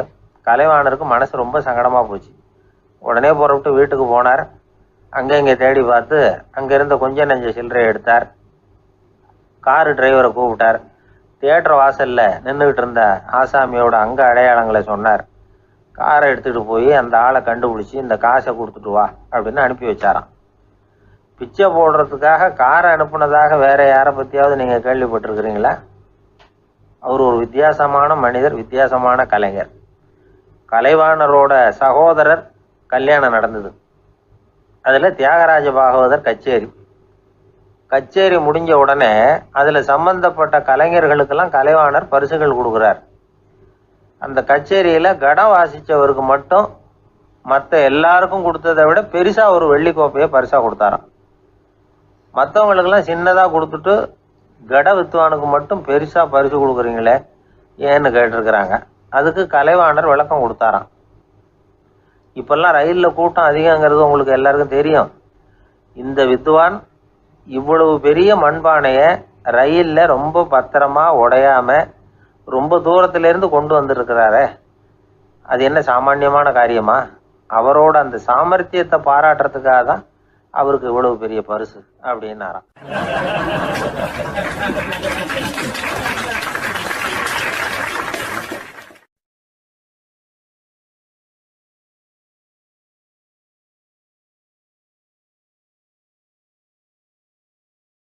ஒரு அரசன், அவனுக்கு வயசாயிட்டுது. அதனாலேயே இந்த கவலை பயம் எல்லாமும் அதிகமாயிட்டுது. மரண பயம், ராத்திரியில் சரியாக தூங்க முடியல, இப்படி ஆயிட்டுது நிலைமை. அந்த அரசன் ஏற்கனவே எப்படின்னா போர்க்களங்களில் எத்தனையோ பேரை ஓட ஓட விரட்டியிருக்கிறான். இருந்தாலும் இப்போ அந்த துணிச்சல்லாம் எங்கேயோ போயிட்டுது. பேசாமல் படுத்துருக்கிறான். அப்படியே படுத்தாலும் தான் தூக்கம் வர மாட்டேங்குது. என்ன பண்ணலாம்னு யோசித்தான் இந்த மன்னன். உடனே எல்லா அமைச்சர்களையும் கூப்பிட்டான். எனக்கு நிம்மதி இல்லை, எதை நினச்சாலும் பயமாக இருக்குது, எனக்கு ஒரு ஆலோசனை சொல்லுங்க அப்படின்னா. என்ன ஆலோசனை வேணும் அப்படின்னு சொல்லி கேட்டாங்க. எனக்கு ஒரு நெருக்கடியான சந்தர்ப்பம் ஏற்பட்டு போச்சுன்னு வச்சுக்கோங்க. அந்த நேரத்தில் நீங்கள் யாருமே என் பக்கத்தில் இல்லை ஆலோசனை சொல்கிறதுக்கு அப்படின்னா, அந்த சமயத்தில் எனக்கு உபயோகப்படுற மாதிரி ஒரு வாசகம், பொன்மொழி ஏதாவது சொல்லுங்கள். அதை நான் என்னுடைய வைர மோதிரத்துக்கு அடியில் பதிச்சு வச்சுக்கிறேன் அப்படின்னார். தேவைப்படுறப்போ உதவும் அப்படிங்கிறதுனால அவர் போட்டிருந்த மோதிரமும் அதுக்கு தகுந்த மாதிரியே திறந்து மூடுறது மாதிரி அமைஞ்சிருந்தது. ஏதாவது வாசகம் எழுதுனா உள்ற வச்சுக்கலாம், அதுக்கான வசதி அதில் இருந்தது. அமைச்சர்கள்லாம் யோசனை பண்ணாங்க. இது மாதிரி ராஜா கேட்குறாரு, என்ன வாசகம், அதாவது பொன்மொழி சொல்லலாம் அப்படின்னு எல்லாரும் யோசனை பண்ணாங்க. ஒருத்தருக்குமே சரியாக தோணலை, ஒரே குழப்பமாக இருந்தது. ஏன்னா நெருக்கடியான சமயத்தில் உபயோகப்படுறது மாதிரி ஒரு பொன்மொழி வேணும்னு சொல்லியிருக்கிறார். அப்படி இப்படி யோசித்து பார்த்தா ஒன்றுமே தோணலை. எல்லாரும் குழம்பிக்கிட்டு இருந்த நேரத்தில் ஒரு பெரியவர் அந்த பக்கமாக வந்தார். அவர் சொன்னார், நான் வேணும்னா அதுக்கு பொருத்தமாக ஒரு வாக்கியம் சொல்கிறேன், ஆனால் ஒரு நிபந்தனை. அதை யாரும் ரொம்ப ஆர்வம் காரணமாக அவசரப்பட்டு படிச்சிடக்கூடாது. அதை ரகசியமாக அந்த மோதிரத்துக்குள்ளே எழுதி வச்சுக்கணும். எப்போவாவது இக்கட்டில் மாட்டிக்கிற சமயத்தில் மட்டும் வேறு வழியே இல்லை அப்படிங்கிற நிலைமையில் மட்டும்தான் அதை திறந்து பார்க்கணும். அப்படி நீங்கள் இருக்கிறதா இருந்தால் நான் அதை சொல்கிறேன் அப்படின்னார் அந்த பெரியவர். சரின்னு ஒத்துக்கிட்டாங்க எல்லாரும். அதே மாதிரி அவர் ஒரு வாக்கியத்தை சொன்னார். அவர் சொன்ன வாக்கியத்தை ரகசியமாக மோதிரத்துக்குள்ளே பதிச்சு மூடியாச்சு. ராஜா அதை விரலில் மாட்டிக்கிட்டார். கொஞ்ச நாள் ஆச்சு. அந்த ராஜாவுக்கு ஒரு சோதனை வந்தது. என்ன சோதனைன்னா, அடுத்த நாட்டு மன்னன் படையெடுத்துக்கிட்டு வந்துட்டான். அவன் இவர்கிட்ட ஏற்கனவே தோற்று போனவன், ஒரு வெறியில் வந்திருக்கிறான். தோற்று போனவன் மறுபடியும் சண்டைக்கு வந்தால் எப்படி வருவானோ அப்படி வர்றான். ஒரு வெறியில் வந்தால் ஜெயிச்சுட்டான். என்னாச்சு, இவரோட நிலைமைன்னா நாட்டை இழந்துட்டார், எல்லாத்தையும் இழந்துட்டார். கடைசியாக ஒரு அடிபட்ட குதிரையில் ஏறி தப்பிச்சு போயிட்டார், வேறு வழி இல்லைன்னு. பின்னாடி துரத்திக்கிட்டு வராங்க. இவர் ஒரு மலை உச்சிக்கு போயிட்டார், அதுக்கும் அப்பால் போக முடியாது, ஏன்னா அந்த பக்கம் பயங்கர பள்ளம். உல்லாச பயணிகள் வந்து கண்டு கழிக்கிற இடம் அது. ஆனால் இவருக்கு அது சாவு பயணத்தின் வாசல், திரும்பவும் முடியாது, அவ்வளவு குறுகிய பாதை அது, வேறு வழியே இல்லை. இந்த நேரம் சூரிய ஒளி மோதிரத்தில் பட்டு மின்னிச்சு. உடனே இவருக்கு ஞாபகம் வந்தது. மோதிரத்தை திறந்து படிக்கிறார். அதில் இருந்த வாசகம், இந்த நிலையும் மாறிவிடும், this too will pass away. அவருக்கு ஒரு தைரியம் வந்தது. பின்னாடி வந்தவங்களும் திசை மாதிரி வேறு எங்கேயோ தேடி போயிட்டாங்க. அவங்க விரட்டிக்கிட்டு வரலைன்னா இவ்வளவு அழகான ஒரு இடம் இருக்கிறதே எனக்கு தெரியாமல் போயிருக்குமேன்னு நினச்சார். இவ்வளவு அழகை ரசிக்கிறதுக்காக ஒரு நாட்டையே கூட இழக்கலாம்னு தோணுச்சு அவருக்கு. அமைதியாக அந்த அழகை ரசித்தார். எதிரிகள்லாம் எங்கேயோ போயிட்டாங்க. மன்னர் நாடு திரும்பினார். மறுபடியும் படைகளை திரட்டினார். கொஞ்ச நாளில் படை எடுத்துக்கிட்டு போனார். யாருக்கிட்ட தோற்று போனாரோ அவரையே வெற்றி கண்டு திரும்பி வர்றார். வரவேற்பு விழா பிரமாவப்படுது. ஆடல் பாடல் கோலாகலம். இதை பார்த்தது அந்த ராஜாவுக்கு தலைகால புரியல. நம்மளை இனிமேல் யாராலையும் ஜெயிக்க முடியாதுன்னு நினச்சார். அகம்பாவம் லேசாக எட்டி பார்த்தது. இப்போ மறுபடியும் சூரிய ஒளிப்பட்டு மோதிரம் மின்னிச்சு. அதை திறந்து மறுபடியும் படிக்கிறார். இந்த நிலைமையும் மாறிவிடும், this too will pass away. அவ்வளவுதான். அவர் மனசு அடங்க ஆரம்பிச்சுட்டுது, ஆணவம் போயிட்டுது. இதிலேருந்து நாம் தெரிஞ்சுக்க வேண்டியது என்னென்னா, எந்த சூழ்நிலையிலையும் நாம் கவலைப்பட வேண்டியதில்லை. ஏன்னா இங்கே எதுவுமே நிரந்தரம் இல்லை. அந்த ராஜா மாதிரியே நம்ம ஆள் ஒருத்தன் ஒரு மோதிரம் போட்டிருந்தான், அதுக்குள்ளே அவன் எழுதி வச்சுருந்த வாசகம் எதுக்கும் கவலைப்படாதே அப்படிங்கிறது தான். ஒரு நாள் பயங்கரமான கவலையோடு உட்காந்துருந்தான். பக்கத்தில் இருந்தவங்க சொன்னாங்க, இது மாதிரி சந்தர்ப்பத்தில் தான் நீ உன் மோதிரத்தை திறந்து பார்க்கணும்னாங்க. இவனுக்கு கவலையோடு எரிச்சலும் சேர்ந்துக்கிட்டது. அது எப்படி முடியும், இப்போ திருட்டு போனது என்னோட அந்த மோதிரம் தானே அப்படின்னு சொல்லிவிட்டு தலையில் கை வச்சுட்டு உட்காந்துட்டான். இப்படிலாம் சொல்கிறது உண்டு. இருந்தாலும் நாம் எந்த சூழ்நிலையிலையும் கவலைப்பட வேண்டியதில்லை அப்படிங்கிற உண்மையை புரிஞ்சுக்கணும். அப்படி கவலையை வெல்றதுக்கான வழி தெரிஞ்சுட்டதுன்னா வாழ்க்கையில் வெற்றி நிச்சயம்.